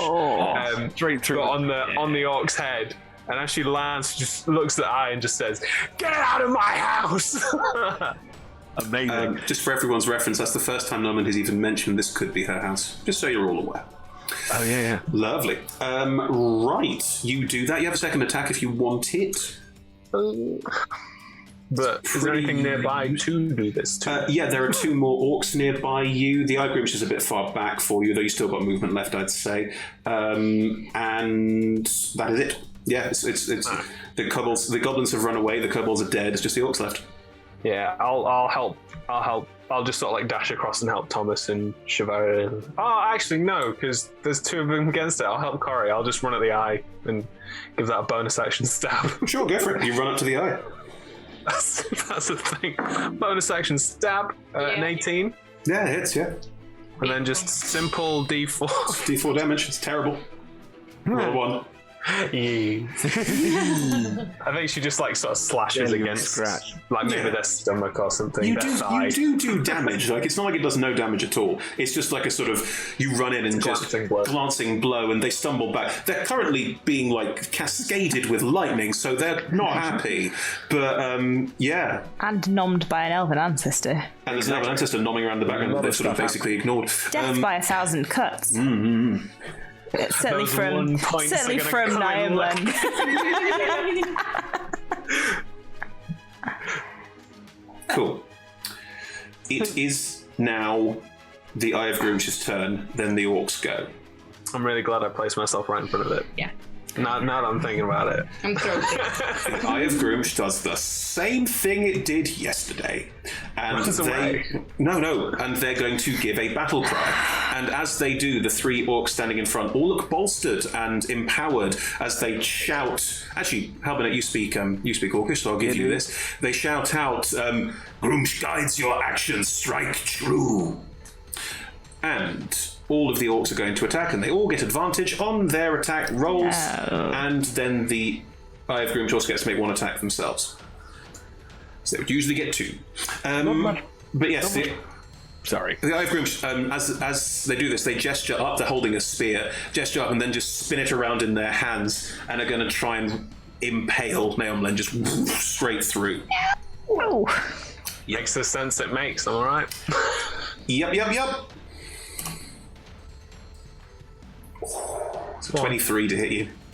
Nah. Ah, no way. No way, man. No way, man. I don't believe you. Picture it didn't happen. Right, so I need I to got roll stabbed. that plus that. They are spatially more than 5 feet away from us, right? Yes. Okay. Now, Len, that is 14 points of damage as the spear is just rammed into your gut, and you're picked up on at the end of it slightly. Like it's a hefty hit. Wow. I feel like she's just like gritting her teeth, like dead eye, locking this eye, just like, Cool. I am like a feral dog. feeling Nice. a bit bolstered and like brave and stupid. Try and stand in front of Thomas. Oh. You and Thomas are standing next to each other, Yeah. and Thomas is currently doing a thing to protect you. So Yes, but I want to try and stand in front of Thomas. Oh. while Thomas blocks all the hits with a shield. Very wholesome. No, I want to try and stand in front of Thomas. With sure of this 20 AC. Sure, but the 20 AC is because Thomas is next to you, blocking all the hits. Though, anyway, it doesn't matter. They're gonna the two orcs are gonna both go for Shivara / Thomas, which is Shivara's AC. So it's gonna be like running in, and they're going to use their axes that they hold in front of them and just reach up and slash down towards you, Shivara, with Thomas there to help protect. So they roll with advantage. Which, thank goodness, that was terrible. That was even worse. God. The first roll with advantage is a 9. So that hit you. Get out. Get out of here. Cong. The second one runs up and is going to try and hit you as well. With advantage. Come on. Anyone would think Chris, and I weren't dating, and Chris didn't like me. It's a 16. Never in the game. 16 now. The highest roll with 2 advantage attacks is an 11. Wrong with the world. Anyway. Isn't the highest pleasure one can attain killing a loved one in D&D? You'd have to ask Emma. Emma's killed my characters, not the other way round. Anyway, the orcs miss. Clong, clong, as the Thomas Shivarith duo manages to avoid all hits. No, I'm supposed to be. Oh, okay. Thank you. No, good. That was terrifying. Thomas, it's Well, your it turn. worked. Well, those orcs need a telling. They do. Yes. Yes. I really should have prepared this. I mean, I'm just going to attack the nearest one for a start. No, I wasn't. I was saying you. I was saying because I thought You I should realised you could use it. have made the Eye of Groomsh walk away. And I went, no, they can't, because then Nailman gets an attack of opportunity and Rogues get their sneak attack back on turn, which would be a terrible idea. So, Apart from that, Namelin can't sneak attack because there's no allies within range, so. I should have walked away. Never mind. I didn't walk away. I didn't walk away. Always walk away. No, Feel orcs walk I away chose from not to walk away. And near the tusk. Please, kill the orcs. Do it. Does an 18 hit? Yes, it does. Okay. My, So there are my two orcs AC in is front back of you to and normal Shivara. now, Your AC is isn't back it? to normal now, yeah. Sorry. Plus the 2. Okay, so we've got 9. 2. So that's a 15. Yeah, you fell the first orc. You just slice into them. One fell swoop, cut them down, and they just collapse to the ground. There's one more. Do it again. And the other one. Cool, go for it. Because attack twice. Yes, you can. This time it's only a 10. Doesn't hit. I think the first one, you, again, because this sword still cuts deeper than you're used to, you overbalance slightly and can't quite swing back in time to get the other orc, who is still within 5 feet of you and Shavarith. Whose turn? Unless you want to do any movement or anything. No, I will stay right here, thank you. Okay, Shavarith, it is your turn. I feel bad not using my spells, but I also feel like, we might need the spells later for the giant. Spoilers, Marge! Something yelled in giant. That's It's true. Probably a giant. You are correct. I'm going to cast poison spray at the orc. Poison spray. You made me take poison spray. But in character in It's a game. grand cantrip. It's not. It's a terrible cantrip. Everything's resistant to poison, apart from orcs. What am I rolling? It's a con saving throw. Con save. Good. It's a 10. I've been rolling so badly. Oh. Now you know how it feels. I play as well. I know how it feels. It takes 9 points of poison It's damage. exactly as many hit points as I had. That's fine. How did I poison it to death? It's the same hand motion, but this time it's a cloud of green poison. And I want it to, go... in films when the poison is like magic and then it goes directly into their nose and they can't avoid breathing it in. I want that. Nice. That's cool. And it dies. It sort of looks at you and tries to put the poison just hits the deck. Dead. Ow. Nice. No. The Eye of Groomsh is still standing, now all by themselves, although they have got... they are holding Naomlin up with a kind of... Little daggers going for Yeah. I'm just going to stay behind Thomas because, I don't want to die. That looks pretty scary. I agree. It does look pretty scary. Good. Corey... So... Okay. They haven't moved away, so they I've take the still got damage mine. again. Yeah. Yes, but I have to use my action to do it. Oh, right. Are you keeping it going? Yes. Okay. That is... Oh, that's not very good. There's 15 points of lightning damage. Yeah, 15 points of damage arc through the orc, and they're starting to look quite badly hurt. Like, you have whittled them down significantly. Are you walking closer? Yes. It's like tiny, intent gnome. Cool, you walk closer. You're more than welcome to. Yes. Hamlet, the two orcs in front of you are gone. Naomlin basically ran in and stabbed one and then leapt over it to run towards the Eye of Groomsh. I was going to say now that's- has her impaled. Yes. And the other two have been cut down by Thomas and Shavarith quite quickly. That was most impressive. Now! And, no, I think I am going to save that. No, I'm going to go to the Eye of Grunch and attempt to Groomsh, attack not it. Grunch. Oh, she's a beer! Yes. I mean, honestly, this whole time I've not quite clearly heard what it's the eye of, so it's just the eye of... Oh, sorry, it's Groomsh, as in it's Gruumsh. It's in the people who meet brides at the altar. Groomsh. Right, yeah. Drunk Groomsh. Really drunk grumsh. That is the orc god. That is correct, yes. Yeah. And this is an And orc. the Eye of Grumsh would be a great beer. Yes, depending. Hold on. A D&D themed line of craft beers. I think it already Think exists. about it. It's got it. must exist. Pretty sure it already exists. Way ahead of you. God. There's a line of coffee beans. I mean... Halvin, what were you doing? If I can get to the Eye of Grr in one go, Yes. I would like to get there and smack them with the mace as well Please as do. with my... Spiritual. Yeah. yeah. Go for it. Is that the noise that it makes when you We've smack got it? this, we've got this. All we need now is to find some ghosts so that the spiritual weapon Pac-Man head can eat some ghosts. That's what I want. 21 to hit with the spiritual weapon. Yeah. And 8 damage is done with that. Just clash 2 game systems together. They look worse for wear. Doing close. Excellent. In which case, now how am I going to do this? Oh no, 12 with the mace.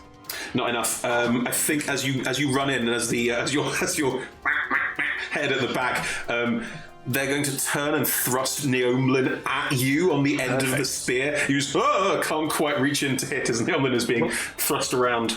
The thing that came into my head was if I managed to finish them off with the mace, it would be something going forwards like that. So the problem being that it's attempting to stab with a mace, which doesn't work.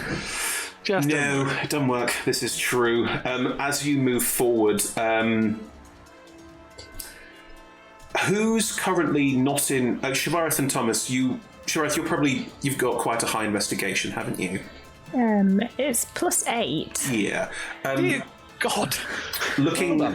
Looking out from this fight as you fell the orc and seeing there's things going on, but as you look and see where the goblins are running, they are running down this hallway, but they're not running down to the end of the hallway. They are just running, and they seem to be running into side sort of passages and tunnels, and you don't know where they're going, but they're all scarpering as fast as they can. They got our names in like different levels, like on the doors. We haven't found the secret door yet.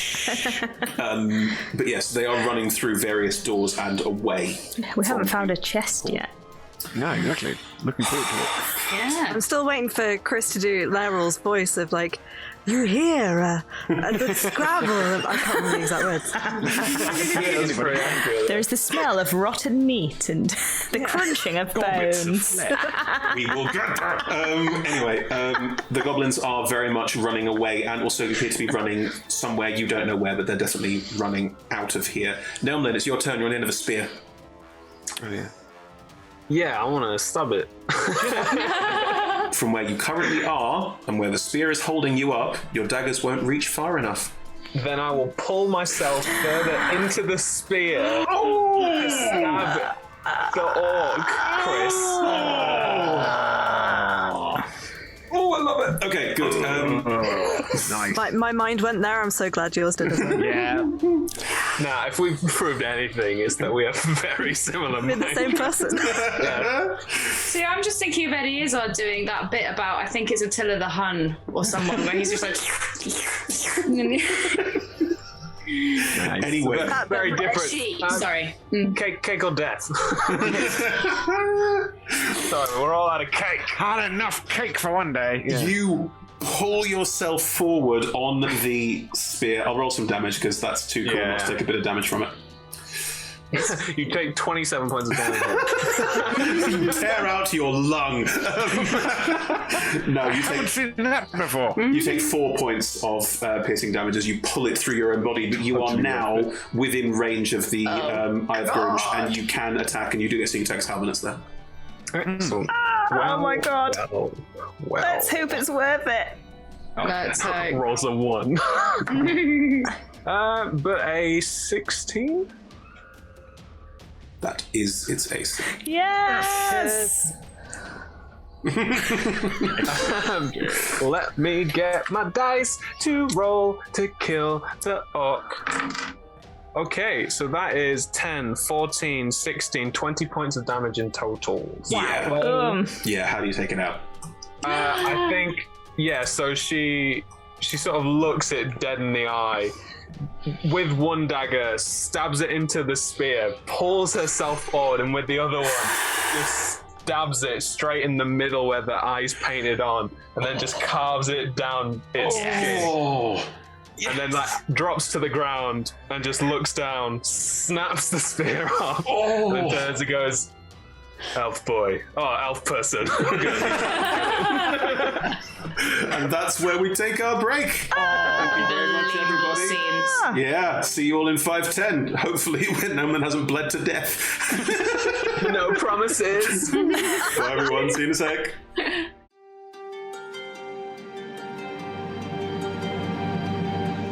And we're back with part 2 of episode 3 of the Anvil of Dumathoin, and our heroes, the warriors of Waterdeep, just defeated a large chunk of the Burnt Bone Horde. Congratulations, everybody. Nelmlin was stabbed through by an Eye of Grooch, and you are all just post-combat recovering. You do realise, as the sounds of combat cease, it is eerily quiet in these halls.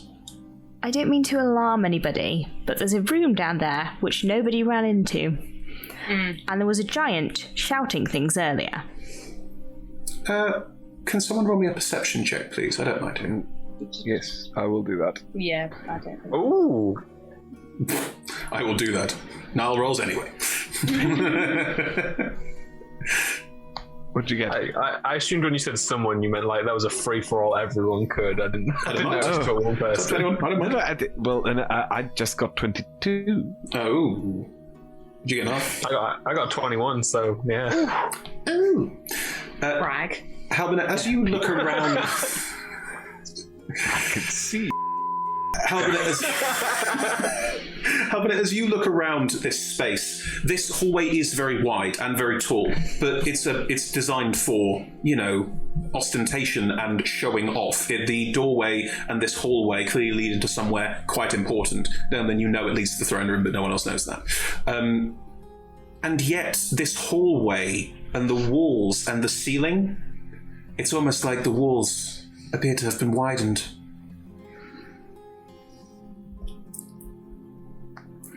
That's a line from the game.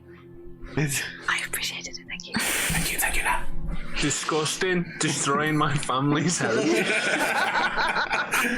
Wow, where are you from? That was ancestral. Who doesn't know how to flush the toilet when they've destroyed my family's heritage? Disgusting! Right.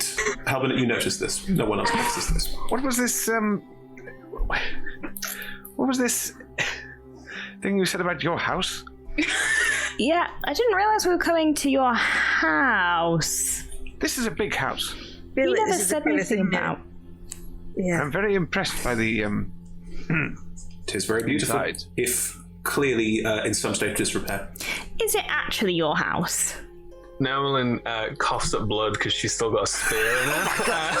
There is that. I'm so sorry. She pulls out the other end. Oh, I've been told you're not supposed to pull them out. No. She chokes into the ground. Let's not split hairs. I don't mean to... Okay, an arrow you don't pull out because it can pull back, whereas a spear, if it goes through you, it makes more sense to pull it through. Same with an arrow, actually. Through? Yeah. Oh, God. Just for the people who really wanted to know about the graphics of a bodily injury, Are you as badly hurt as you were before? That look that she's been given throughout this. There's a faint arterial spurt from, I'm guessing, sort of lower midriff. All right, let's do that again. Hang on, there we go, and then significantly worse. That's 14 points. That'll do, my wonderful. That'll do. Yeah, I assume that the wounds start to heal up a little bit. Yeah. I think the surface wounds are healed, but you've probably got some internal injuries. Didn't go through yet. Yeah, Nolan looks around at everybody and says, well, you all took the job for certain reasons, and this is mine. You are sacrificing a great deal. It's very impressive. Do you want me to hear you some more? She looks towards the throne room, looks towards all the people that have run out, and she'll be like, let's just see how we go. Just say the word, and I will help. Thank you. Is this place... How well do you know it?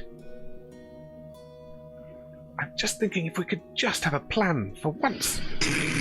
What do I know about giants? Interesting question. Roll me a... I mean, I speak giant. I must know something about giants. Yeah, roll me a history check. You know what they sound like. Can I roll with advantage? Are you angling for advantage because you know about giants because you speak giant? Yeah. No, roll a split history check. I rolled rolled a 2. It's a 7. Okay. I speak giant! What was I doing?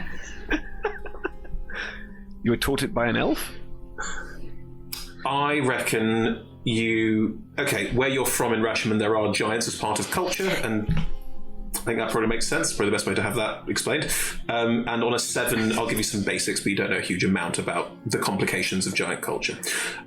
Giants come in various shapes and sizes, mostly bigger than you. And there are different kinds of giant. You've met hill giants and stone giants before. There are also kinds called fire giants and frost giants, and you've heard about storm giants. And there's a huge sort of range. You know that giants have bizarrely for a culture that spans across multiple continents, they do have almost a monoculture where different giants have different places in what's called the ordning. You'd know that, where different giants are beholden to other giants, but you don't know the order. And you know that there was recent upheaval in the ordning, and a lot of giants were fighting each other, and quite a few died and haven't been seen much recently. It's probably going to be big, and I should probably find out what kind of giant it is. I've never cared about giants before. That's an amazing summary. Thank you.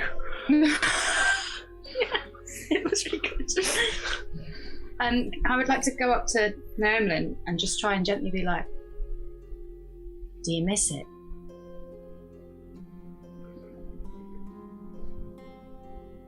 Sometimes. It's been a long time since I've been here. Where did I'm sorry if this is not a question you want to answer, but where did everyone else go? We left, You all left at the same time. as far as I know. Oh, okay. I was very young when we left. Why did you leave? I'm hoping to find out. All right. Then I guess we could always ask the giant. I can help you find out. That talkative, are they? Oh, relatively talkative, depending on which kind. And whether you speak giant or not, which I do. Good. It's worth a try. Unless you'd prefer I didn't ask, of course. We should probably try. They've not been very talkative. Oh, I'm sorry, Halvin. I wasn't asking you. It's not your home. That's true. Shots fired. So no, I was very specifically asking Nolan whether Nolan wanted me to ask the giant if they knew. Yeah, that's just beautifully in character for Hal.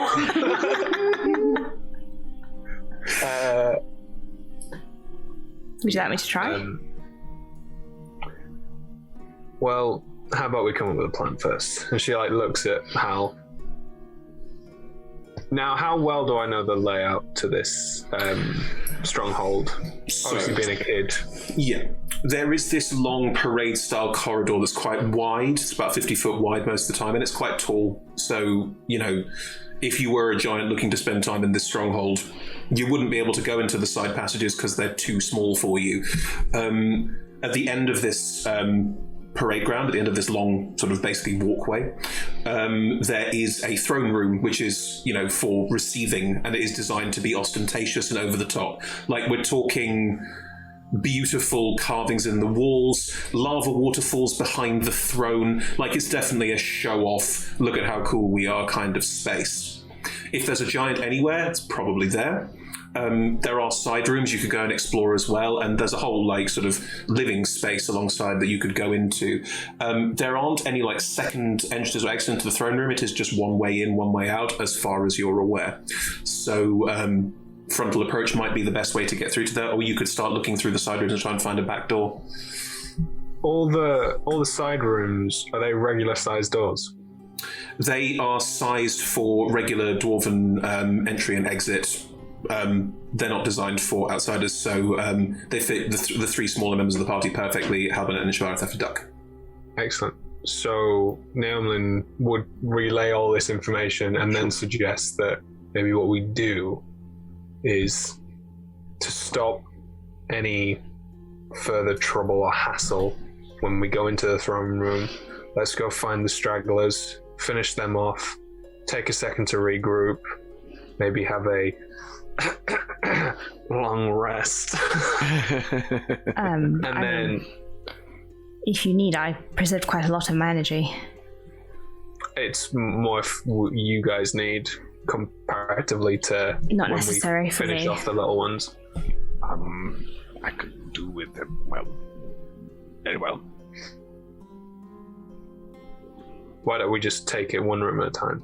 Mm-hmm. Very well. I like this plan. Okay. Thomas? Absolutely. Coriolis? Oh, and if you do find anything, I'd appreciate if you pass it by me before you get sticky fingers. And she winks at Kari. Do you want to start searching the side rooms room by room and just take them a step at a time? Yeah, I'm going to look in the ones that I definitely saw people run into. Sure. Do you want to point them out so you can all lead the way? What's the marching order as you do this? Thomas will probably be near the front, but I was going to say, do did we not. want to form a Oh, shield wall where? again? I was going to say that, yeah, the idea being if we both form one side and then everyone else can come in It's a behind. very wonky shield wall. Understood. A wall nonetheless. Okay, so the two of you at the front and everyone else following behind? Yeah. Yeah? Cool. You move through various rooms and you go down quite long corridors, and there are rooms off to the side you can quickly go through. And you find that most of this space has been long abandoned. Like, the ostentation of the main thoroughfare is not the same back here. It is basic. You occasionally find like spaces where quarters where presumably some orcs and goblins, kobolds, the horde have been sleeping and keep having small fires and then putting them out very quickly, realizing there was no smoke ventilation. You find various sort of, it's detritus mostly, but as you start to make your way through, this place has been definitely abandoned. The ones that ran, they've run further. After a good 5-10 minutes of walking through down these various corridors, down these various halls, you occasionally have to sort of choose a direction to go. Now, are you heading for any area in particular?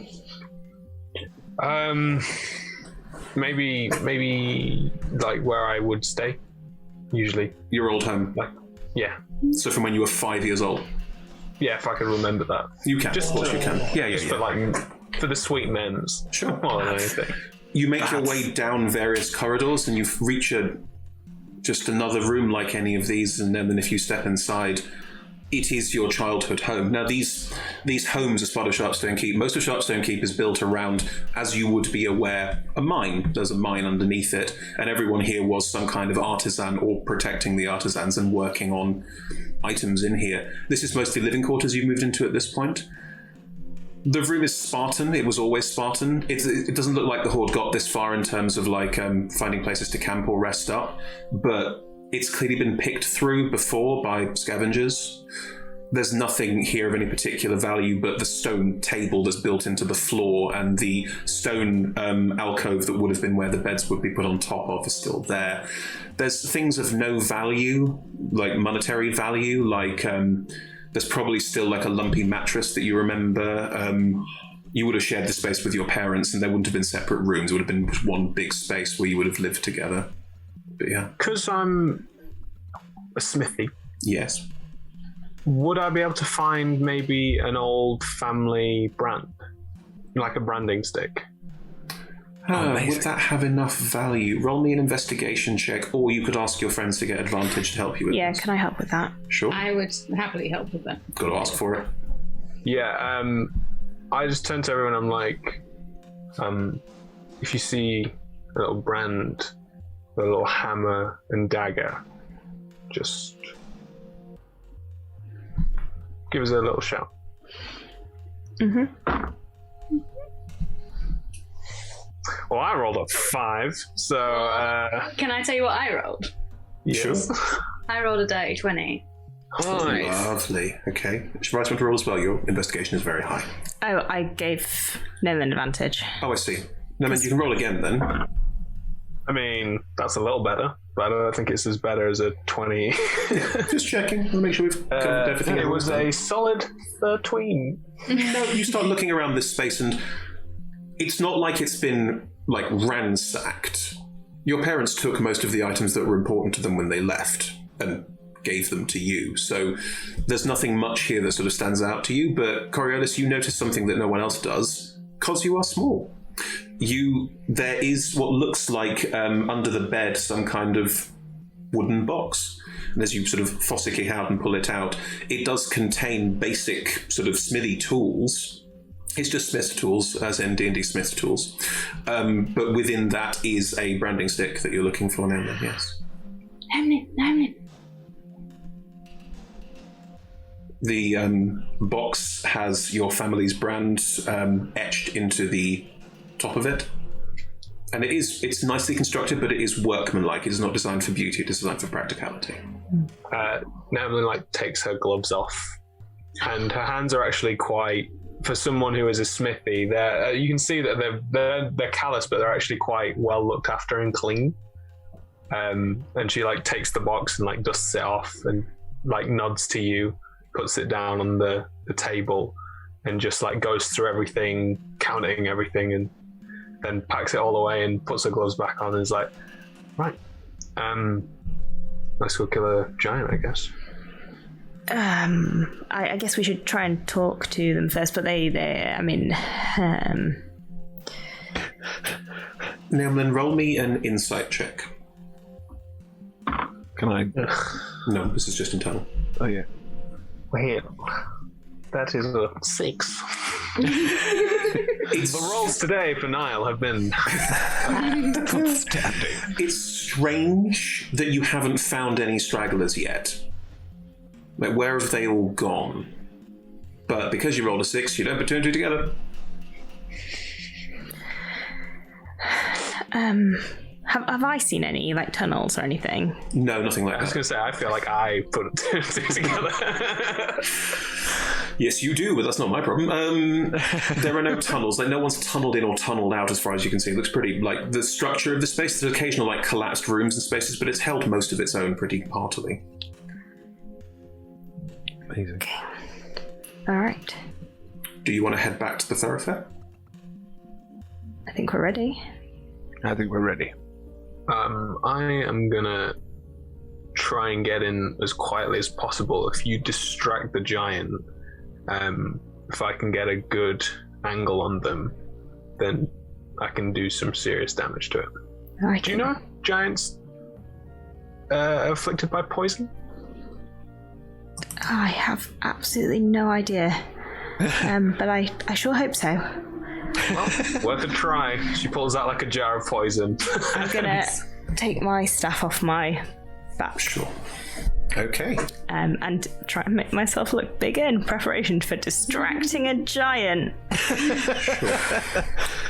I think we can do this. Yeah, the 5 of you head back to the main thoroughfare. I'm guessing that what's the best way for this to happen would be if the 4 of us enter and leave the door open, and then Nolan can sneak in afterwards. Sure. Understood.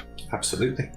I was just going to say before we left the room, Thomas probably would have gone to kind of give Naomi a kind of comforting pat on the shoulder, but I think he's still a little bit too scared of her. And maybe thought She's better a scary bee. Okay. Great, you all start heading down the thoroughfare. And again, it's really all of the sounds and the shouting and everything is completely gone. You don't hear hide nor hair of anybody at all as you make your way down this rather large, echoey corridor. Your footsteps echo, and you reckon even if you were trying to be stealthy, you'd struggle in a space like this. At the far end is a very large double doors. The doors are broken. They are wide open, and you can see in beyond to the throne room. There is a sort of red heat to the floor, to the walls, and looking in, at the far end of the room, sat on the floor, because there is no chair big enough for him, is a fire giant. Fire giant. He is sat on the floor, and he appears to be trying to be reading a bunch of, to the giant, tiny stone tablets. So I'm going to say the giant has put glasses on because I like the visual, and is just trying really hard to read something about postage stamp size. Bad about killing him in game now. That's big. No, it's about I have a postage stamp if you want. I'm wondering if postage stamp is a bit too small. I don't want to give a sense of how this giant is big, but it's not. Why have you got a postage stamp to hat? It's just always ready. It's a sticker, and I found it on the floor earlier. Okay, Really cool. For process point, to give an idea of the size, let's say that was an A4 sheet of paper to this giant, and they are sat there trying to read it on a tablet that's about A4 size. Give a sense of giantness. They are big, but they're not ridiculously big. They're sat at the far end, next to, in front of the throne, it seems, and they're just trying to read through all these stone tablets as the five of you approach. I mean, Neomlin, that stealth check. No, they're all approaching. Neomlin, that stealth check, though. What are you going to do? Well, what's it going to be? Can I, to help? Yes. Can I stride in? Announce your presence. Sure. Yes. And shout in giant whilst also trying to make my cloak billow. This is where prestidigitation would have been great. I don't have prestidigitation. The best I could do is cast light on myself. Can I hide under the cloak and kind of waft from below? Okay. So Coriolis is giving advantage to Shivareth on the performance check. I'm trying to make an intimidation check. Oh, an intimidation. Okay, so you have advantage on the intimidation check, and in doing so, you're giving Nelm an advantage on the stealth check. Ideal. And I'm just gonna say, we've come here to find out what you did to the people who left. Tell us, or we'll murder you. Good. I don't know what you said, but it sounded very scary. It's going well. Okay. Sure, you did. Shivareth, roll an intimidation check with advantage. 17? Interesting. Nelm, then roll a stealth check with advantage. The advantage goes around the party, it seems. I love it.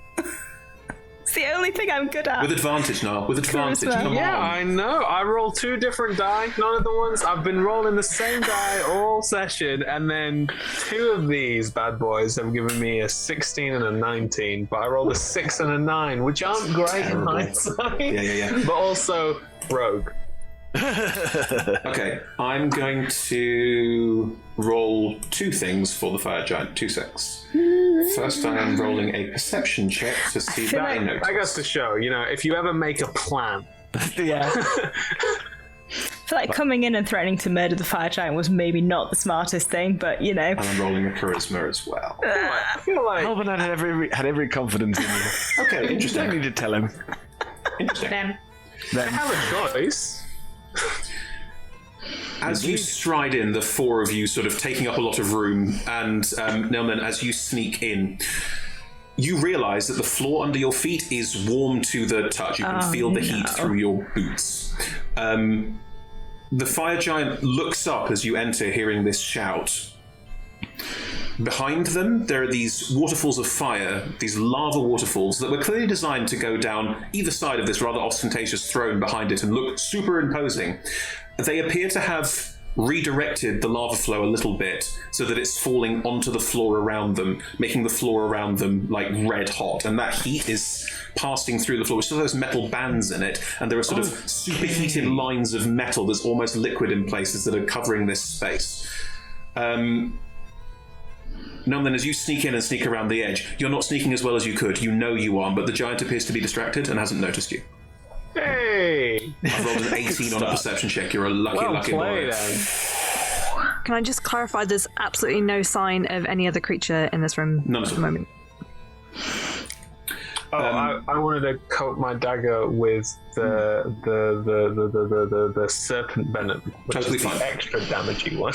No problem. You've coated your dagger in serpent venom that you have on you. That is fine. But yes, the giant looks up and because they've sort of redirected these lava flows a little bit, the wall clearly was covered in quite ornate beautiful mosaics and carvings.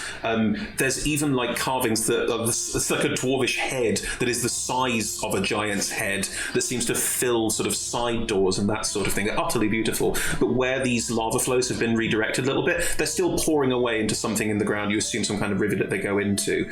But because of this sort of, the giant wanted a warmer space because they like it, some of the carvings around the outside are starting to, be damaged or even melt in places. They clearly haven't been here that long because it hasn't like destroyed the entire room, but they are slowly turning it into a habitat they prefer. He looks up at you as you walk in. The gist of what you said was, tell us why you made all the dwarves go away or we'll kill you, right? The people who lived to go away. Who lived to go away, yeah. Or we'll murder you. Yeah. Yeah. Strong. Now, this entire conversation is in giant, so you can only react to things that Shivarius translates, and I'm assuming Shivarius doesn't translate everything that is said. It depends on how fast the conversation is going. Okay. Describe what you are doing. Let's make sure we have this. And if you need to repeat it effectively, because I want to have that sort of what are they saying conversation if necessary.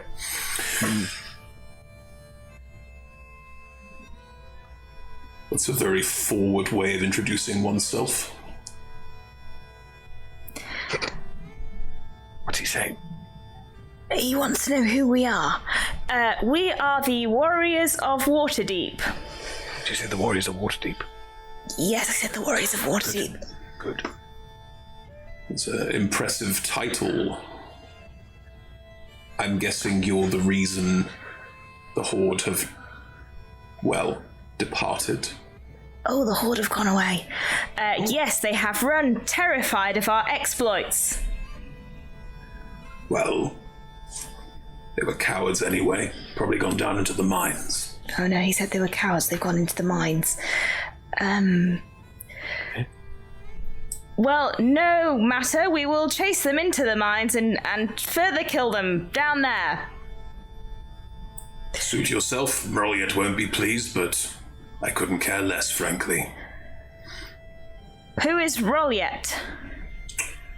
The Hobgoblin runs a very large horde. The Burnt Horde are a small part of it. There's another horde run by some sort of hobgoblin. He brought me here to try and find it. And I haven't found it yet, but I will keep trying. The hobgoblin brought the giant here to find more of the horde. Why would you need to find more of the horde when the horde is already here? Your conversation makes no sense whatsoever. Not the horde. I am here to find the anvil. To harness it. He's here to find an anvil. There are much easier places you could have gone to find an anvil. They're really quite numerous. The giant slowly gets up, and as they do, you all go, oh boy, look at this big giant. Yes. You are foolish and you understand little, but that does not surprise me. The small people are always foolish. Oh, he's underestimating us. That's promising. I hope so. I'm being a little racist. Giants don't like small people. This is canonically. So happens when you have a monoculture.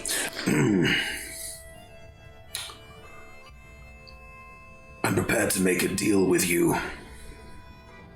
If you're prepared to make a deal with me. I'm prepared to listen. Did you say anvil? Yes, he said something about an anvil. I mean, I cannot fit through the tunnels lots of anvils. to get to the anvil. Can't understand why he would need to come here for a specific anvil. I've sent the Horde to bring it back, but I have little trust in their abilities. Is this some sort of special anvil? Yes. Oh, it's a special anvil. The Anvil of Dumathoin. The Anvil of Dumathoin? Dwarven god of secrets. Have I heard of that before, Chris? Your intelligence is pretty high, yes. Do I know anything about it? Oh, the Anvil of Dumathoin. You've never heard of the Anvil of Dumathoin. Dumathoin is the Dwarven god of secrets. The Anvil of Dumathoin you've never heard of. Okay. With no reason you would have done. Does Naomlin react as if she knows what that is? Naomlin's not here. Naomlin doesn't speak giant. Naomlin also doesn't speak giant.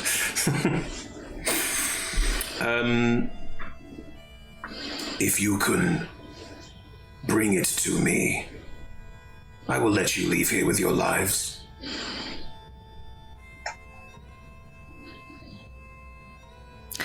How trustworthy does this giant seem? Roll a insight check. My Roll a best vibe check. skill. That's a 19. Wow. The anvil is more important to him. The anvil is more important to him than any of this horde squabbling nonsense. He's clearly very interested in this magical anvil and what it can do, what he can make with it, what he can achieve with it.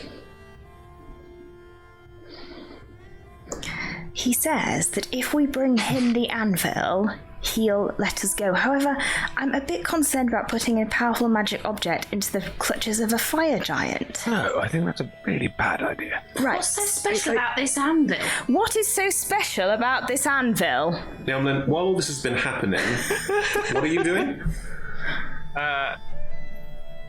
Preferably getting to like a good vantage point. Do you want to So climb up, basically? Either that, so that I can jump on its head and stab its eyes out, or just get into stabbing distance. Sure. You Preferably to appear from the burning magma. I mean, don't get too close to the magma. I'm just putting it out there. But from that direction. Your DM reminds you that magma is very bad. Good. You can. I think your athletics is ridiculous. Like, it's quite high, even though you're not like the chunkiest. I believe so, actually. Yeah, because you've got squat nimbleness. You are Acrobatics. No, athletics, even though... athletics as well. They're both... Yeah, my athletics is a +4, but I get advantage to all athletic rolls. Only to escape grapples. And I'm not currently grappled, so... Okay, roll me an athletics check, just to see if you can climb up and leap down, or if you're scooting around lower levels. Let's roll the dangerous die. Oh my god. Why? Neolin is not clutch today. Just spin the dice. Well, a 1 + 4 is 5. No, it's a 1. 1 is a 1, my friend. I reckon you go to climb up and realise that because of the way that the lava has reshaped this room already to a certain extent, the roof is not that stable. It's not unstable, like if you touch it, it falls down, but it doesn't look particularly safe to be climbing around this space. Your stealth roll is maintained. You could still skirt around the edge and leap in and attack its ankle. Yeah. Well, at the end of the day, I've got poison dagger, so I'd like to just get as close as possibly can to make that first attack when it seems like your stealth roll is maintained. Yeah, you can get close and you can hide. The giant is very busy talking to Shavareth, and the giant, he really wants this. His focus is very much like, oh, powerful adventurers. I don't care about the horde. I want the anvil. It's more important to me than anything else. Yeah, I'm just going to try and get as close as possibly. Just ready for Shavareth to be like, and now you die, so I can stab it. So you're waiting for their cue. You're not going to go unless they tell you to. Well, I can't really understand what's happening right now. So until there's a moment in the conversation that seems like it's going south. But you're not going to just stab relentlessly. You're going to wait until your party give you the go-ahead, basically? Wait until things start to not sound great. Like, if Shavareth is like, oh, and now doom upon you. And I'll be like, I think that's the it's just a change. It's a good change in character. Trusting the party. Nice. Anyway, you asked why the anvil is special. Yeah. Its magic comes from a dwarven god. Do I really need to spell it out for you? But no, can't speak giant. If you can return it to me, I will let you leave alive. Your threat is hilarious. I think I'm gonna hold my staff up in something that looks like a stretch, but I'm gonna try and point at the giant in some sort of signal to him. None of roll me an insight check. Stretch? Yeah. Come on, do it. 12. Shavareth, roll me a performance check. In the corner somewhere, like 15? Hang on. Is the insight because the performance is how good it is, so it would therefore impact how bad. So it's actually it's reversing. Nelmlin, Shivareth is clearly pointing the giant with her staff in a kind of let's do this. Okay, yeah, I'm just gonna run and jump at its kneecap. Okay, here we go. Okay, I don't think we should let it have this magic thing. At which point, Nimble comes running out and just. Fair enough, that's a plan. You attack before initiative begins. You are an Because it's assassin. really rogue. good for assassins. Assassins, don't forget, you double stuff or you max out damage or something. It's not just you get the sneak attack. It's an automatic crit if I hit. There we go. Perfect. And you get advantage because of stealth. Exactly. Okay. All you gotta do is hit. Devil dice, don't fail me now.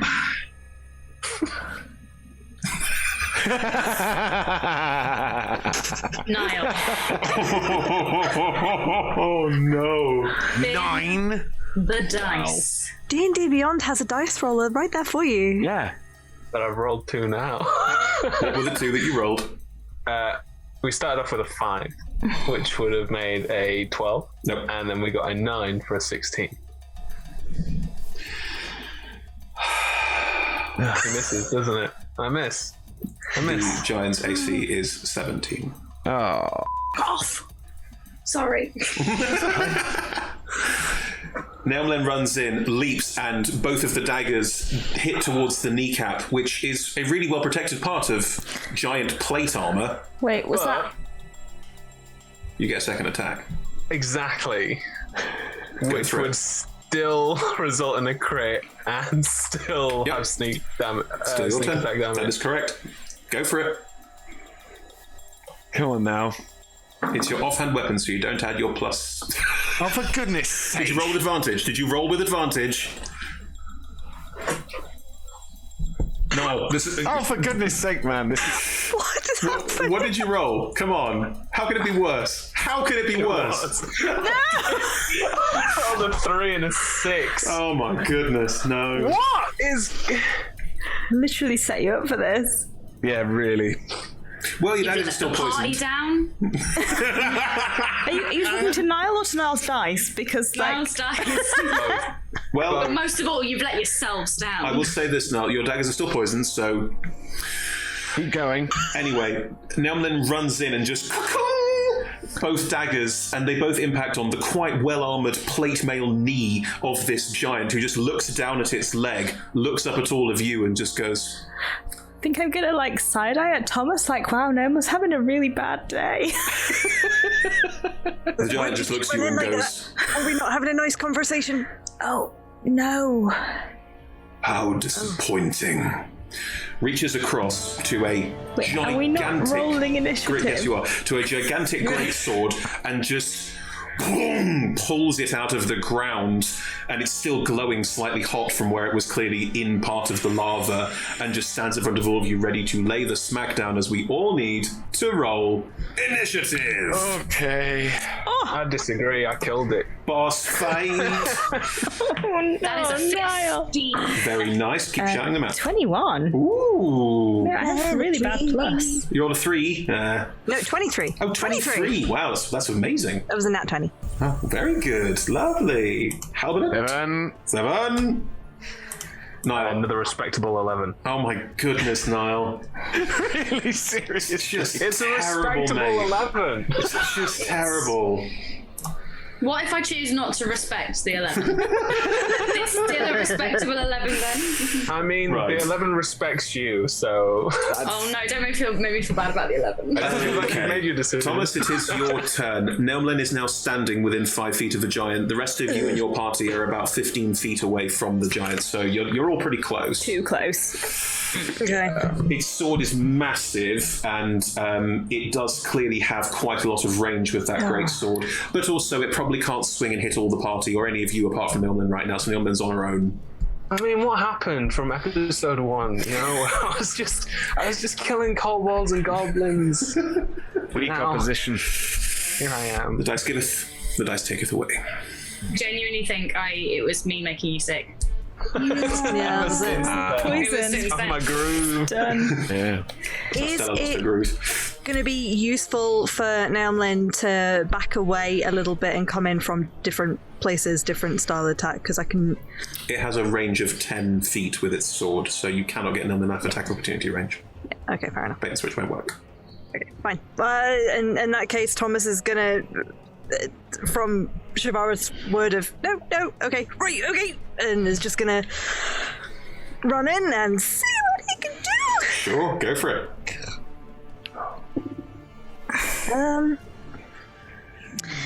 That's an 8. No. You run in and your sword just boom, bounces off this very heavy plate armor. The giant's looking down at both of you with this kind of, Oh god. are we really doing this kind of vibe? Like when I fight my little brothers. Playground bully thing. Oh, you just stay over there then. Thomas, you have 2 attacks. 9 and 11. I'm like, this is pathetic. That's a little better. That's a 17. That hits, yes. Okay. That's when they hit me in the nuts. Okay. I mean, to be fair, Thomas is 2 foot tall. Thomas reaches barely reaches where the knee vambrace starts at the top of the ankle. Yeah, this giant's big. Thomas, you don't do fire damage, I'm afraid, because giants are immune to fire damage. Yeah. Well, fire giants are immune to fire damage, sorry, not all giants. Okay, so that is a 9. 9 points of damage, yeah. Yep. You cut into the giant's leg, and it sort of looks down and, there's a very definite, okay, I guess we're doing this kind of vibe from that. Can we say that the first attack, Thomas was kind of more panicked and kind of went and did a general swing, obviously, Yes. but now he's close. He managed to get the second attack in between the... It is much easier to get between the plates of armor on something this big. Yes, very true.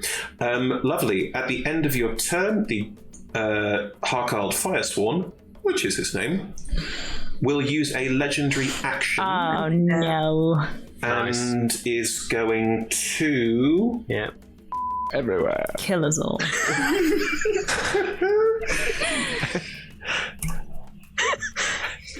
I wish The fire is his... Naomlin does a 22 hit. Sorry. No. What do you think, Chris? I'm just checking. I want to be polite. Oh, yeah. Just checking, Okay, that's 19 points of bludgeoning damage. I'm going to use my reaction to uncanny dodge and half that.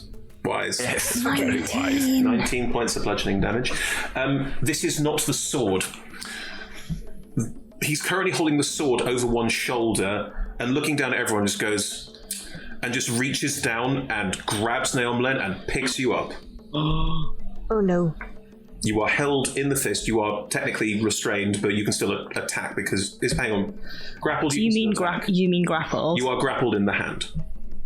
You're done Not restrained. getting out of that. Yep, you are You have to grappled. stab a hand when you're grappled. Yeah. True, yeah, but the giant is currently holding you and just looking at you with a kind of... and says something in giant. Shamara, you understand giant, I'll tell you what it says, but it holds no one up and goes, "You couldn't even begin to penetrate my hide with those toothpicks." Did you have to say penetrate? Yes.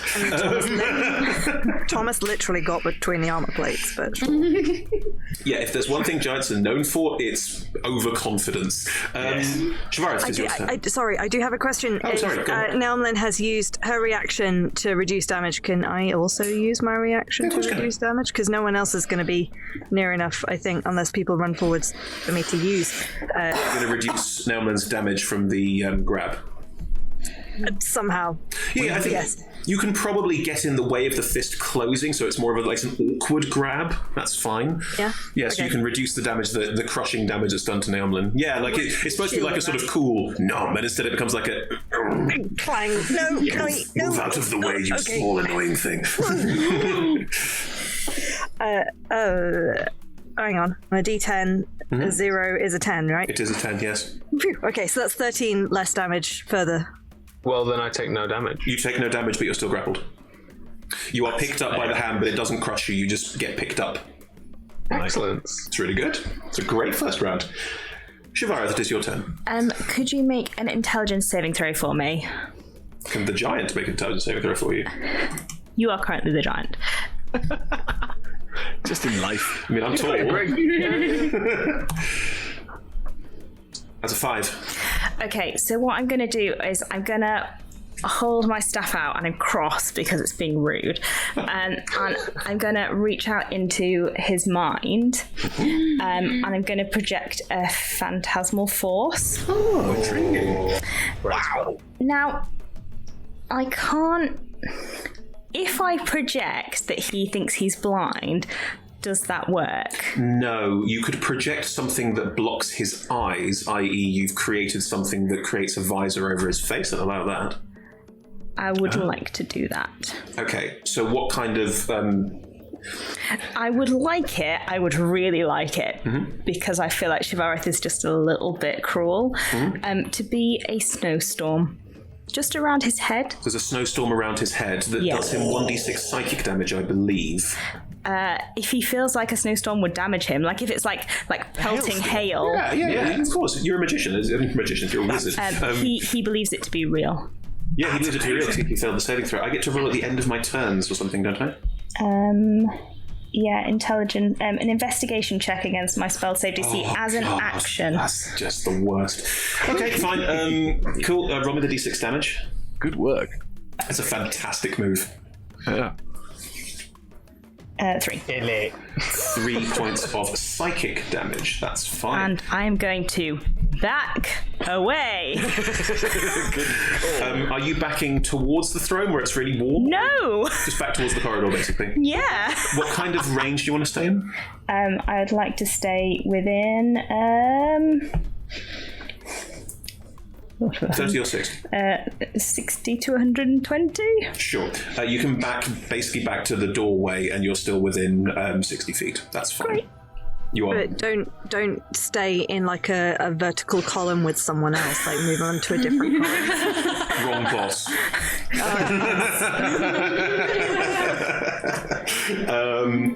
Vertical columns are good up until bosses later.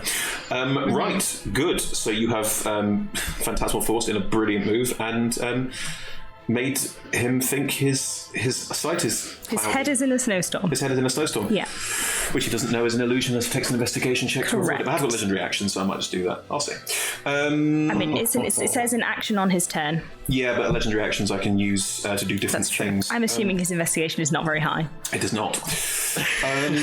Okay. Right, good. At the end of your turn... No, I'll save it.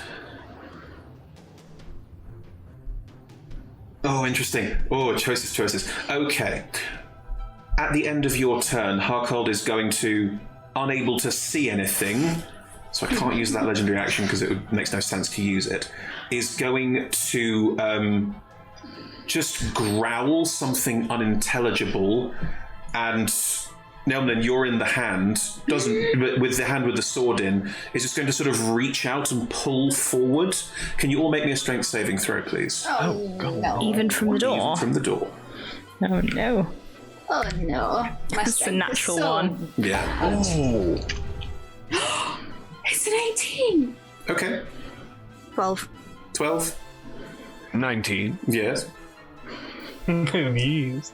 Nelman, you don't need to roll one because you're in the hand already. Yeah, It's I'm done. like right next to This is it. the thing. You all feel this strange, fiery sort of force rippling across the floor. And Thomas, what was your roll? It was low, wasn't it? 12. 12, yeah. Shivareth and Thomas, you're both pulled off your feet and are now prone. And are pulled forward by 10 feet towards Harkald. Halbina and Corey, you are not pulled forward. You don't even take damage. You just oof. There's Thomas no was damage. already in I melee was already with... there. Yeah, but you're pulled prone. The point is you're pulled prone. Right, okay. Shivareth, you're also pulled prone, but Halbina, Coriolis, you stay standing through this. Nelman, you're being held in the hand. It's irrelevant. I'm being used as a component. Corey, it is your turn. I have some questions. Yes. Good start. So, do I know that this is a fire giant? I mean, it's a Can I giant. assume from the light lava? I said it was a fire giant. Also, he's got very sort of dark, browny black skin and red hair. I mean, he looks like fire. Okay. Wearing plate armor, I believe you said. That's correct. So, if I were to use lightning damage, that would be good rather than fire damage. Yes. However, if I were to use lightning damage, would it harm Narimlin in the process? Not necessarily. Depends on how the lightning damage is done, and then we'll talk about it. You okay, Ed? Sorry. We need to. Is Ed, are you all right? And then we'll just crack my elbow on the desk. You were just talking. Ed was just like suffering in the corner. Sorry. Humorous. I would like to cast lightning damage on that elbow.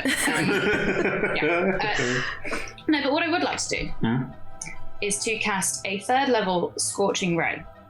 But I would like to use a sorcery point Nice. to change the damage type Oh, I see.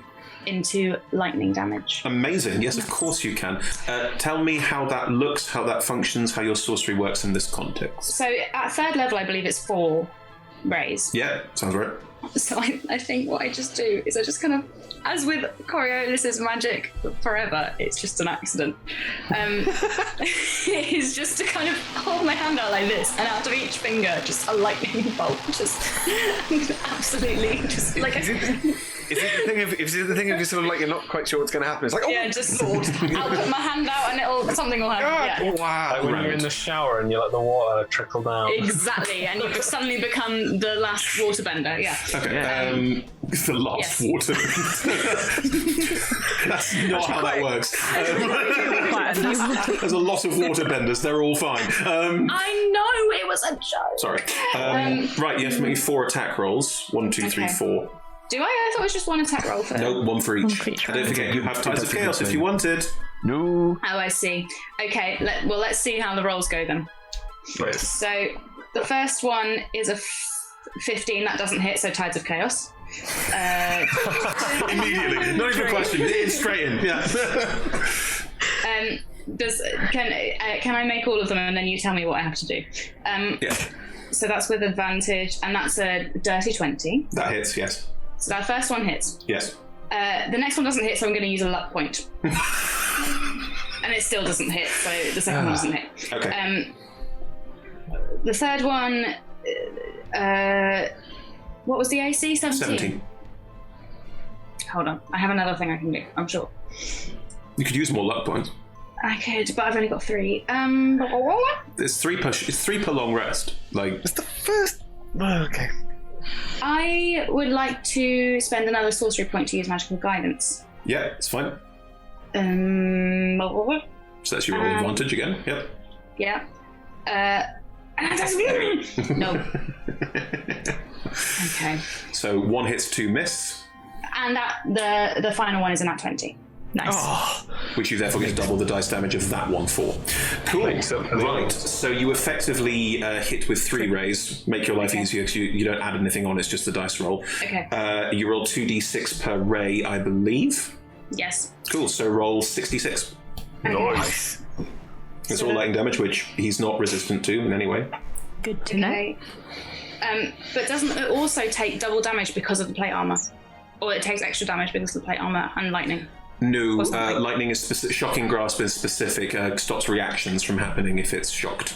But most lightning damage doesn't do anything special unless there's a particular thing in the spell that says it does. I thought it was. Nope. I Might be swear a there was. 3.5. Shocking I- grasp. Shocking Because I grasp plus stuff googled like that. it and it was, and it said, never mind. Yeah, that's, the 3rd edition had stuff like that, but 5th doesn't go for that kind of complexity. Don't trust Google. That's 26 lightning damage. Nice. Wow, yeah, 26 lightning damage arc out of your fingers and through Harkald Firesworn, who looks surprised. More than anything else, surprise. Fear and surprise. Fear and surprise, I'll study. No, surprise. Surprise is the definite feeling that runs across his features as you do this. Roll a d20 to see if you've caused a wild magic surge. Oh, Christ, here we go. No, I haven't. That was an 8. Cool, you use Tides of Chaos. Roll a d100, you cause a wild magic surge. Too easy. Too easy. 77. 77. Oh, that's similar to one you had recently. I would say that was quite close. If somebody throws up, I will be sad. It's going to be me, and then I'm just like. Maybe that will expunge whatever the demon is from it. Probably just start it up again. Just every time you do wild magic, someone throws up and becomes poison. Just every single time. Wow. Oh no. Roll me a wisdom saving throw. Oh no. What, Coriolis? Yep, it's against your own spell save DC. Wisdom. Yep. Okay, that is a 15. What is your spell save DC? I believe it is 15. Let me just check. I'm on the wrong thing. It is. I believe it's 15. It is 15. In fact, it is. So you pass the saving throw because you passed it. You do not polymorph yourself into a sheep for an hour. Oh, that was... that was so close. So close. Oh. Wow.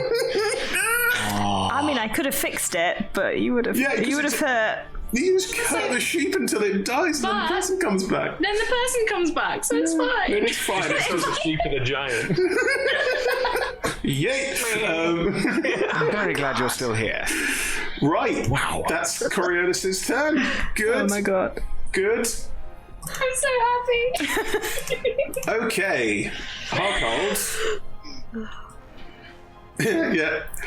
It's Harkald's turn. Harkald can't see very well because of the ice storm. I can do everything I want to do with my legendary actions, so I think it does make sense. Even though I lose an attack, effectively, it does make sense to roll the investigation check and try and break out of this. Otherwise, everything's a disadvantage. I can't see. All right. What's the save? What is an investigation check against your spell save DC? Correct. What's your spell save DC? 28. What have you rolled? I have rolled 1 16. million. My spell save DC is a 16. Oh, thank heavens. Harkald is going to, bless you, is going to reach up with Naomlen, because this is the only hand, the other hand's holding us, bless you, is going to reach up with Naomlen and sort of go, and realise this is an illusion, that it's not hurting him to put his hand into the ice and shake a few times. The illusion will still stand, but he can see through it. So he's just got a permanent ice storm around his head unless you drop the spell. Is it You concentration? were going to say he's going to use Neon then It is to clean his glasses. Yeah, basically. Oh, he's still wearing the glasses. Yeah. Only he can see it. Only he can see it. Okay, but if you drop concentration, that doesn't matter. He can see through the illusion because he's realised it's an illusion. That's his turn. He's going to look around, look at the back of the room, Shavara, to see you, and is going to like smile. And there is a very definite look of game respects game, like good move. It's basically the look that you get, like the nice. That's impressive. Well done. Won't help you now, though. Good. Now then, it is your turn. You are in the hand. You're being held by the scruff of the neck, like it's kind of ungainly and undignified. Yeah, I'm just gonna stab at his fingers. Sure, go for Little it. fingies. The fingers. Thomas is within 5 feet, technically, so you do get sneak attack. That's not what I'm worried about. I'm trying to decide which dice to use. Mate, you've got to roll that dice. It's your call which dice you roll, but you got to roll that dice. No advantage You know on this what? one, just a flat roll. I've not rolled this one yet. Mhm. But that's not going to help. Oh, I dropped it. Right. Stand again. That'll do, pig. That'll do. Great. 25. There you go. Nice one, babe. Yeah, you hit. Yeah. What'd you roll? So, because it's the poison dagger, Yep. does it need to make a con save, or is it just immune? Is it just immune to what? Is it immune to poison? No, it's not immune to poison, not at all. Excellent. Can it please make one of its finest DC 11 Constitution save? So it's pretty. On the I mean, it's a giant. Yeah, man. I have rolled an 11. Or one of its worst DC Constitution savings. I've rolled an 11. Oh, I rolled a 5 on the dice plus 6 for the. Oh, it's plus 10. Sorry, it's a 15. Yeah, sorry, it's proficient in con saves. My bad. That's a well, 15. it only takes half of 3d6, Okay. so that's pretty dank still. You get to add your sneak and attack I- as well because Thomas is in range, so it works. Yeah, exactly. All that works. So that is 4 plus 4, which is 8, plus 12, 17, so 8 plus 17, and then half the next slot, which is, I'm rolling well, 12, so 6 points of poison damage. That's already halved, so I rolled 12. 31 in total. 31 in total. That'll do. Lovely. You stab at the hand, and Harkald just and at the any bonus actions or anything else you want to do? Yeah, I was going to say, can I use my? Oh, it's grappled me, though, hasn't it? Grappled. Yeah, I can't disengage. No, you can't. In that case, just gonna stab it again. Did you What poison? can you do? Did you poison both your daggers? Presumably, but I didn't say that. I think it's only fair that when you poison a dagger, you poison both of them. Okie dokie, thank you very much. That is perfect. I mean, otherwise, yeah, I think it's fair. Go on. Okay, alright, not rolling that dice. Let's go I'm to going to roll roll that con save again, just so you know, the only way I can fail this is if I roll a nat 1. I just rolled a 19. I'm using this dice from now on. I rolled a 29 on the con save. Don't I, because it's a keen dagger, don't I crit on a 19? You do, yes. Nice. So, does the poison damage get doubled? It would, but I've saved, so you can just roll the poison damage flat. Excellent. Okay, so 4. So you double your weapon damage and you double the sneak attack damage, but the poison damage is flat because I only get one sneak attack. Okay, so it's just you double the dagger, you double the d4. So that's 8. Cool. Plus. It's your offhand weapon. You don't add your dex modifier. Yeah, no, that's I rolled 8 4. from doubling the 4. Oh, you rolled 4. Very nice. Yes. And then the 3d6 on top of that. And then, are we just not halving the next one? Just roll the poison damage and so 20 total. Oh. That'd be stab. Harkald's looking at you in his hand and looking annoyed, like that hurt. And Yeah. is going to can't use. penetrate a thick hide, can I? He's going to use his legendary action to throw you at Shivareth. That's fair. I'm prone, therefore it's disadvantage on ranged attacks against me. It is. That is correct. I feel like that's not going to help me. Sorry. No, it isn't. I'm just going to barrel past you. It might help me though. No, 100%. Okay, so I'm going to roll. I mean, okay, I rolled. Is he proficient in throwing dwarves? Yes, he's proficient in throwing things. Many hours wasted. Just has a dartboard with just dwarves. He's been practicing with goblins and kobolds. Okay, with disadvantage, that is a 17 to hit you, Shivareth. Shield. Okay, Nomlin. It's flying across the room. It's basically about to hit Shivareth and just where's your shield manifest? Can I make it, because it's Gnomelin, Yeah. in this instance, Yeah, of course you can. be sort of like a little cushiony mattress? No, it's still going to hurt her. Trampoline. I attempt to make it, in the briefest instant, slightly more cushiony than it would normally be, but I'm also slightly panicked, and I do not want you to land on me because you're sharp and pointy. Boom! You bounce off Shivareth and just and hit the deck.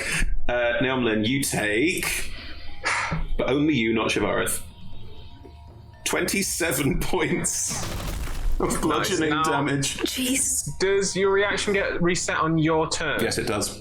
Then I'll use Uncanny Dodge to halve the damage. Cool. Take 13. I guess I can see myself being thrown. An attack you see coming, the floor, yeah.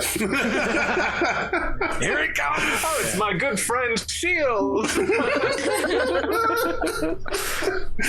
Yeah. Wow. Cool. I'm still doing okay. I'm on 25. Good. That is the end of the legendary action. Halbernet, it is your turn. Right. Come on then, let's be having you. And Chaos! Chaos! he is going to good call. How far away am I from the giant? 15, 20 feet, as described. Yes, so I want to try and get into range for that, but at the same time I want to cast Spiritual Guardians, because I presume Ooh, very nice. In the time we spent looking for the rooms, my spiritual weapon would have run out. Yes. So I'm going to cast Spiritual Guardians instead, and then go up and try and twat him on the knee. Spiritual Guardians is... we know that this doesn't work. Not also, you can't quite reach the knee. The shin, it hurts more. Shin hurts. It hurts more, you idiot. They're probably not conditioned their shins. What I would say, Ed, is that Spiritual Guardians is an action. So you can do Spiritual Guardians or a mace hit. Do Spiritual Guardians. It's much cooler. Cool spell. Also, with Spiritual Guardians, you can stay where you are and it'll still hit him. Let's do that. Because it's got a radius of, what, 15 feet? 15 feet. Yeah, so you can make sure you're, like, if you step, like, 5 foot forward to make sure the Spiritual Guardians hit, but you're not in range of the sword. The other thing it also does is halve any enemy within the area. Half movement. Yeah, this is true. Cool. Which I feel like is useful. We know that he's stuck to his spot and cannot move around the room. No, he just can't move. Everyone has to run up to him and then get knocked back again, and then run up to him and get knocked back again, because it's whereas the Waterdeep, it's what happens. This is how it works. Yep. Is the damage done straight away? Because I can't understand the wording in the... Technically, it's done on Harkald's turn. Right, the first time it... first time it enters the area... Oh, so it's got to enter the area. Or starts there. The next line is or starts there. And he starts his turn there. So if you cast it, he will be affected by it. The only question is when. And it will be on his turn. But yes, what do your spiritual guardians look like as you summon this cloud of them? They're going to be... I want them to be ghosts, but that doesn't quite work, does it? They can be ghosts. Well, spiritual weap's a giant elf's head. I think that's what I'm thinking. Like, they can do radiant or necrotic damage. It's entirely up to you. Yes, so he's a life cleric. What he's got with the spiritual guardians is but they're ghosts. Like I'm thinking, like what from Pac-Man? Pac-Man ghost. The opposite, the ghost things. The opposite to the spiritual guardians. Blinky, Pinky. Inky? No. And Clive. One's called Clive. One is definitely called Clive for reasons best known to people who made Pac-Man. But yeah. Exactly. So it's four of those, and so they are sort of slightly elven looking, as in they're not just sort of blobs. Elven Pac-Man ghosts. Yes. That's what's I happening. think that, like the dome-shaped ghosts just with the ears. It's a live version with the ears. Literally. Yeah, exactly. We're going With to the eat eyes going. art. the trails are Someone needs to draw it. Yes, exactly. That's how it. That's how Okay, it so works. you've I summoned... challenge the fans of this stream to do what Emma says and make art. fan art of this. Okay, so your spiritual guardians are all around you and moving around you in these strange patterns. That is your action. You got a bonus action? I don't think you have. I don't think I do. No. You're moving a little bit closer to make sure that Harkald's in range of your Pac-Man ghost. Pac-Man ghosts. I could do healing. No, you can't. No, it's a 2 spells in spell. 1 turn. 2 spells in one Yeah, of turn. course, yes. He spend his bonus action looking for cherries. Exactly. Sure, they're around. They, excuse me. Sorry, yes. Thank you. Cool. Halbernet at the end of your turn. Legendary action. Oh God, here we go. There were 3 of you before, and so I could use them, and then there's 2 after, so I could use them. I'm going to run out eventually. At the end of Harbinet's turn, as a legendary action, Harkald is going to stamp on Thomas's head. Whoa! How Well, we know dare what happened last time somebody tried that. So. Problem. Go on. Stab his toe. Stab his toe. Brace, is that if someone attacks you? How does it work? The last time this happened, you killed. No, it's when they move into reach. Sorry, you're already there and you're prone I'm because of already the there. legendary action earlier. No. It's just before your turn, I timed it. Yeah, you did. Nothing you can do to defend against it, I believe, and it's because you're prone, it's with advantage. Great. I will kill this. I mean, not if I kill them first. The sentiment is right, even if the bleep is necessary. Is that a 28 to hit? The 28 hits you? Brace to your AC? 28? 28. Maybe?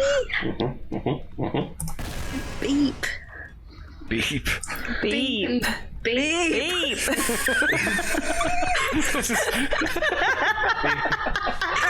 As he stamps down on you, just You take 29 points of bludgeoning damage. Holy moly. I think it's fair to say Thomas has vanished beneath Harkald's foot as just steps on him, and you can't see Thomas. Shavarth looks furious. Yes. Furious. Okay, he's legendary action. You will not hurt our sweet baby His angel legendary action without to- repercussions. Sword. Okay, good. Thomas, it's your turn. You are it's just foot all around me. Is a foot. Million laces. Oh, yes. Glorious. It's just a metal foot grinding you into the floor. Oh, great. How does that work in terms? Is it like a grapple, or do I? No. You could potentially. I mean, for story efforts, you are being crushed under a foot, but you can. You still have movement. You can get up. Like the rules of D&D are still the rules of D&D. Okay. For example, if you said, "I'm going to pick the foot up a bit," I'd allow it. Okay. The theory is push the foot up enough to get enough with the shield to get enough leeway to try and shove the sword right up Into the foot. Nice. Go for it. Yeah. So as you see this foot hammer down on Thomas, suddenly, the foot is being pushed up just by this little tiny shield, and then stabbing straight up. Go for it. No, don't Awesome. go off the desk. Home Alone style, shove a nail into a foot. Oh, that was You. vicious. Yeah, that was a 12. Dink, dink. You're trying to break through the armor, but the sole of the foot is quite well armed. We'll try the second attack. Lead-soled shoes. Okay, no, it's not a 1 because I can't roll a 1 because I am lucky. You are a halfling. You remembered 3 episodes in. It took me 3 episodes to remember. Okay, that is a non-nat 20. Yeah. Kicking. Now, no fire damage again because fire giant. No. But that's still a 9. Ooh. Yeah, this foot slams down and you manage to push through. You get a wince, you get an ow. That is going to be a stinging pain for quite a few days, kind of a look. I am also going to use dangerous. Do it. But Do it. I'm going to use goading attack, which is one of my maneuvers, to expend a superiority dice to add the total to the damage roll. Target must make a wisdom saving throw, DC 15. Good call. I'll be a goat. That's a 10. Yeah, failed it. Okay, so he has disadvantage on all attack rolls against anyone else apart from me. Until the end of my next turn. How do you go? You're right there, Em. I'm sorry, I want a dice. Sorry. That is an extra 5 to the damage. Okay, and how do you go, Harkald? I think Thomas, actually, surprisingly, very, very unlike Thomas, in pushing the foot up, twists the sword and get off me, you, and says something very unpleasant. Beep. Oh. Beep, beep, beep. Now, do you want to say "get off me, you," and then just leave it? Actually, now say what you would say, and we will get the editors to bleep it out. No, you get off me, you giant seeming violent.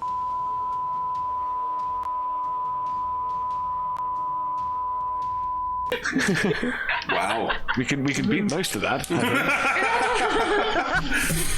Can I have that as my ringtone? Yeah, wow. And Harkald doesn't speak common, but there's very much definitely someone's being rude about all the things you were rude Disrespect. Yeah.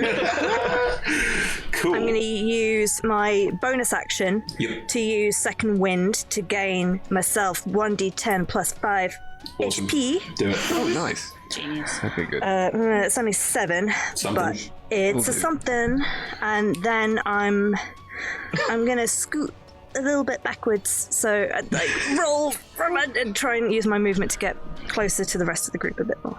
Do you want to get back to where Halbernet is and step into the Spirit Guardians effectively? Oh, that'd be nice. Yeah, so you can step in next to Halbernet and Coriolis, that's fine. Right.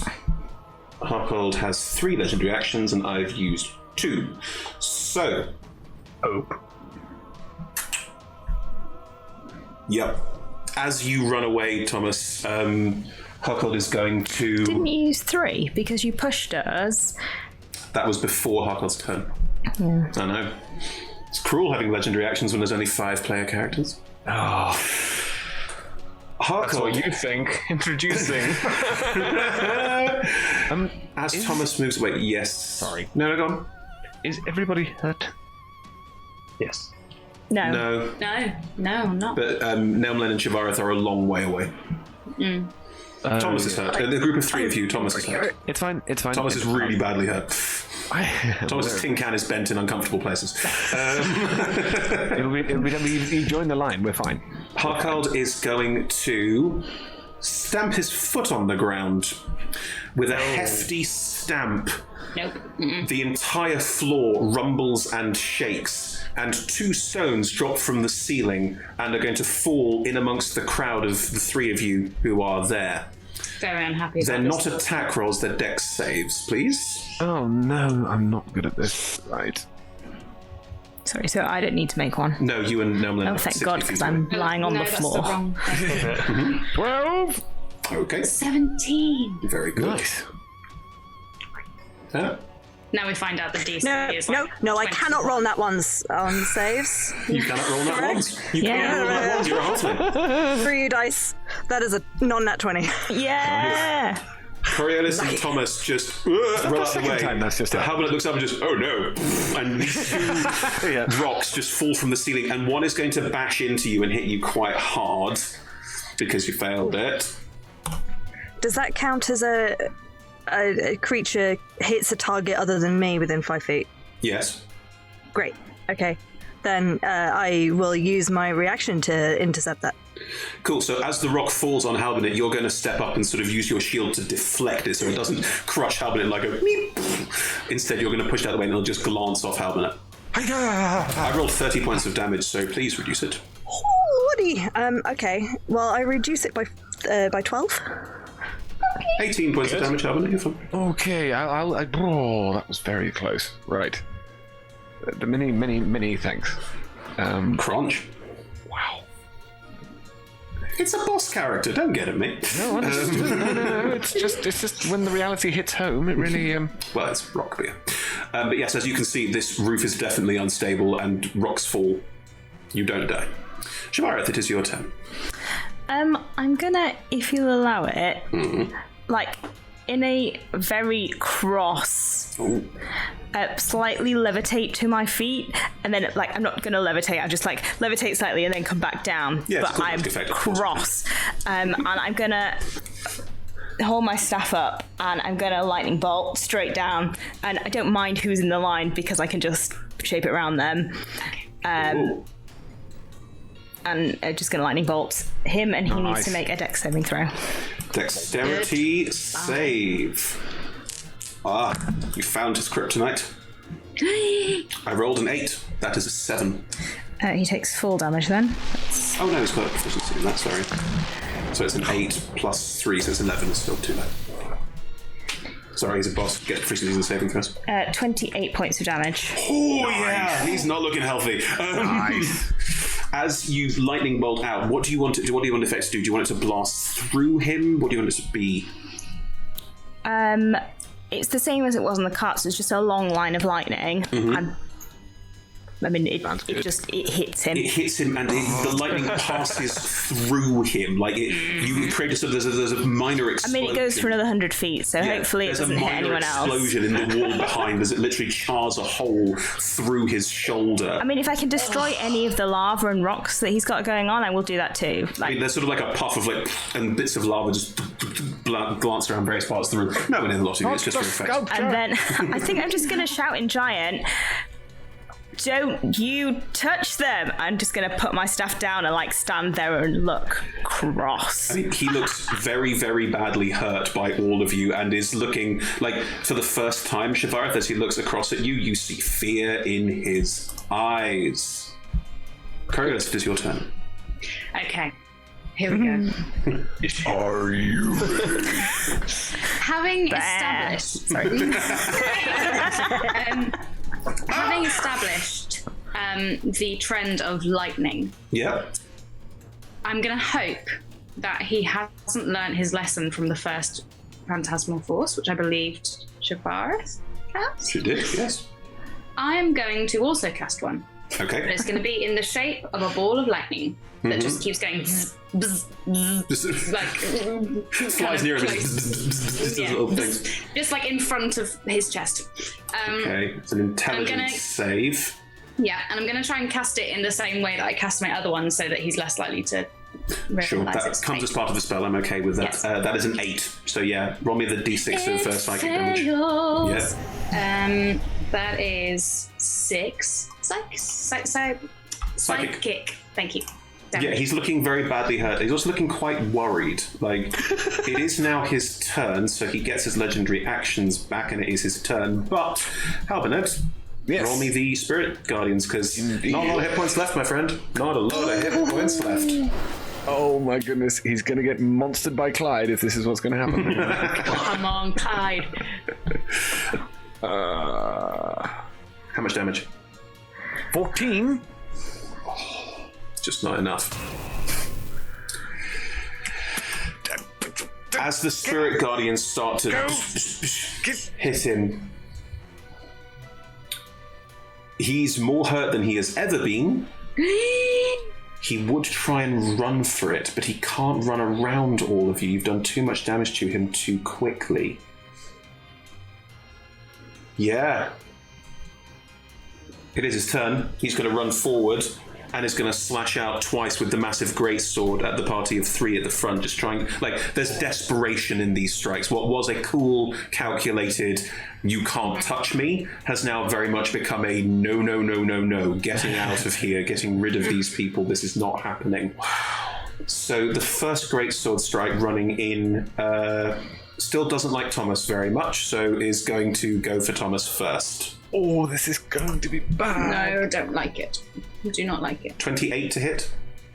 Yeah. Sorry, Giant. They have very good damage rolls. 24 points of damage. No. No. If you're still up, that's... A miracle. You are. Thomas is not still up.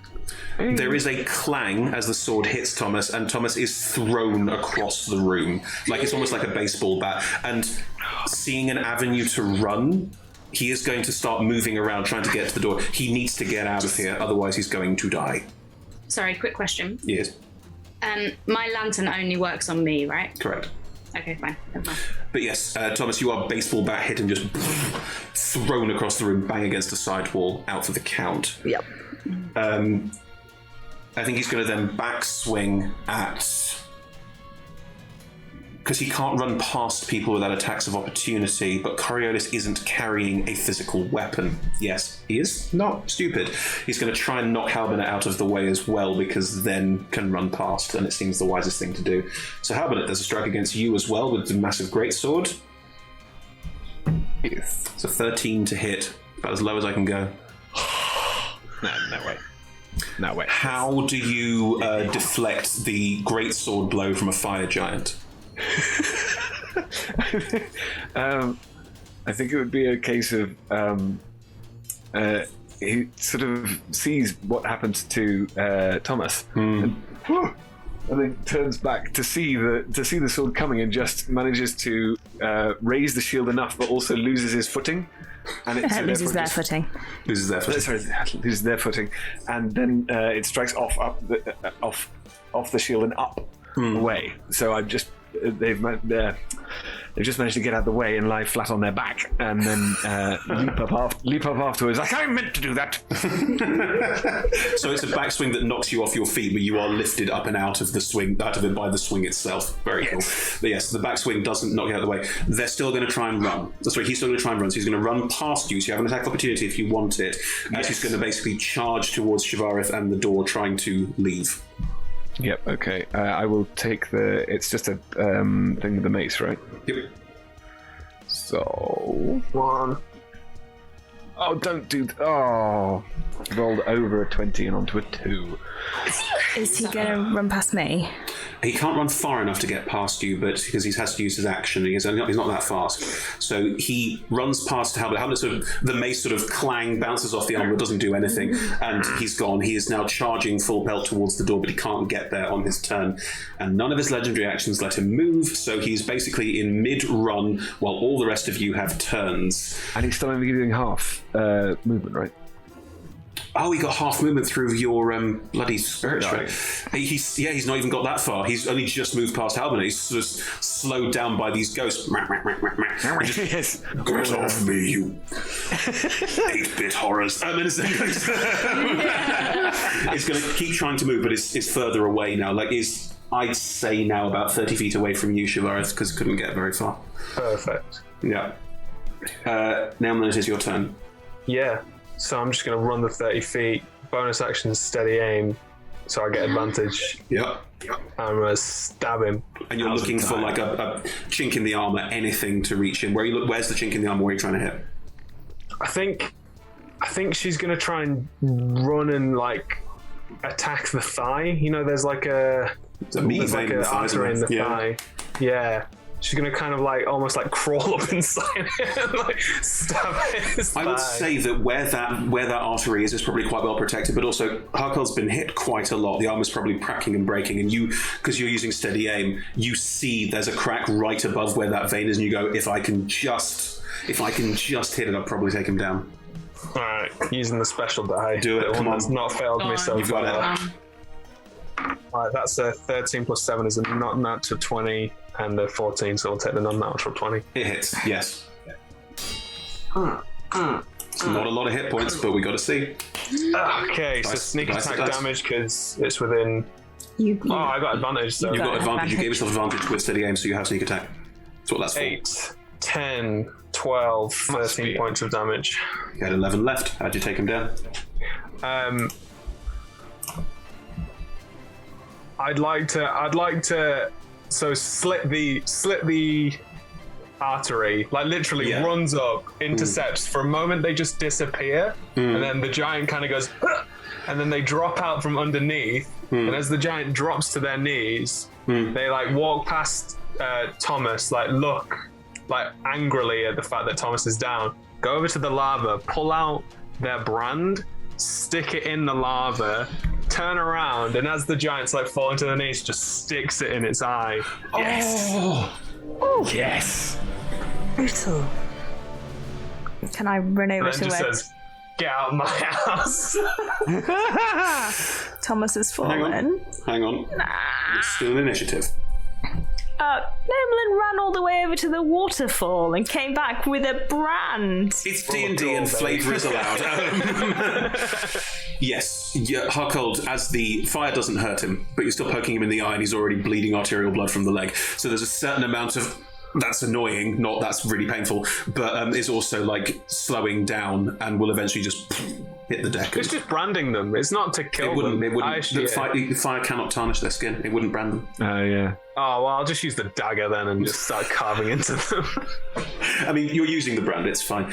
Halbert, it is your turn next. What would you like to do? But well done.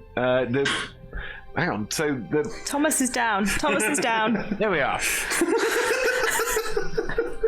Makes things a lot easier. Right, going to run over to. Yeah, you can reach Thomas. That's fine. Yes. Hang on. Oh man, come on. There we go. Have 12 points back. There you go. Oh. Shivarith, you were running over to Thomas. Well, we are now out of initiative. Is everyone all right. You were like stamped on by a giant. Are you? I mean, Thomas is a bruise in a tin can. Did we get him? Oh yeah, Nomelin, definitely. Oh yeah. Just from behind. I feel like she's just finished like carving her family sigil into it. She just gets up and spits on the giant. Covered in blood. Just Finish in a minute. I think she's getting out some anger, maybe. Hey. You know, before we mentioned that, sitting down for a bit, now might be a good time for that. Can I just head over to Nolan and just be like, would it be very offensive to you if we took a nap in your home? No, let's find some good beds. Or at least ones that these disgusting bandits haven't tarnished. Yeah, maybe not in this room. Thomas? Great. Just gives a thumbs up from behind. I imagine like just a little thumbs up from over the giant's corpse. Yeah. Can I offer like an arm to like help Thomas up off the floor? As you all stumble We'll off take to find a place for a long rest, that's where we're going to have to end for today. Oh, thank you so much, everyone. What a fantastic boss battle. Well done, all. Splendid stuff. And I think it's fair to say that you have all leveled up. Yeah. So we'll cover all of that base. Don't level up this character sheet. We'll cover all that base in the intervening time between now and the next session, which is next week. So my God. Lovely. Exciting. Thank you so much, everyone. Thank you for joining us, chat. I think we probably overran a little bit. Sorry, but I really couldn't end that boss battle without it ending. So Bends the dice, that's how they fall. Thank you so much for being part of it. Yes, we are streaming for another 5 weeks. We've got 8 weeks of the Anvil Of Dumathoin in total, so next episode we'll be reaching the halfway point. But yes, the adventurers have defeated Harkald Firesworn, they've entered Sharpstone Keep, and let's see what they do next. But yes, you can find more of that on Tuesdays, 7 p.m. to 10 p.m. GMT. That's 11 a.m. to 2 p.m. Pacific time, and we're playing until mid-May. There's a couple more episodes on this coming Monday and the Monday after of Gloomfalls on Baldur's Gate, which is slowly coming to an end. But yes, what an exciting adventure that's been as well. I DM'd that one too. Terrifying. But yes, it's all fun. Vampires, werewolves, death. But yes, that's on Mondays from 6 p.m. to 9 p.m. GMT, which is 10 a.m. to 1 p.m. Pacific time. And that runs until the end of June. And then we've got a new 12-parter, which we'll be announcing very shortly, so keep your ears and eyes peeled. Anyway, we also have our chat show, Talk Together, on Saturdays. I think this Saturday is... No, I'm not sure who it is this Saturday, but yes, do join us on Saturday for Talk Together. It's a surprise, definitely. So yeah, join us at 6 p.m. GMT, that's 10 a.m. Pacific time for an hour, and David Shears will be interviewing either one of our players or one of the lovely TTRPG community about their experiences with D&D and TTRPGs in general. All of our shows are streamed at twitch.tv/alltogetherrpg. You can find all of our content archived at youtube.com/alltogetherrpg. And yes, there are podcast versions of all of them. If you prefer a podcast version, just search for All Together RPG in your favorite podcasting app. Massive thank you to our sponsors and supporters, the wonderful Ludia, for allowing us to play the Anvil of Dumathoin. Much appreciated, and we're having a wonderful time, as you can all see. And an even bigger thanks to our D20 club. You are wonderful, you are splendid, you dice heads are marvelous and make all of this come together. So massive thank you to all of you, especially those of you in chat today. Yes. Right. Join us on social media. We're on Roll Together RPG everywhere. Tell us what you thought. Tell us what you liked. We always love that. And join us next time for more Anvil of Dumathoin. See you all soon. Bye. Ciao.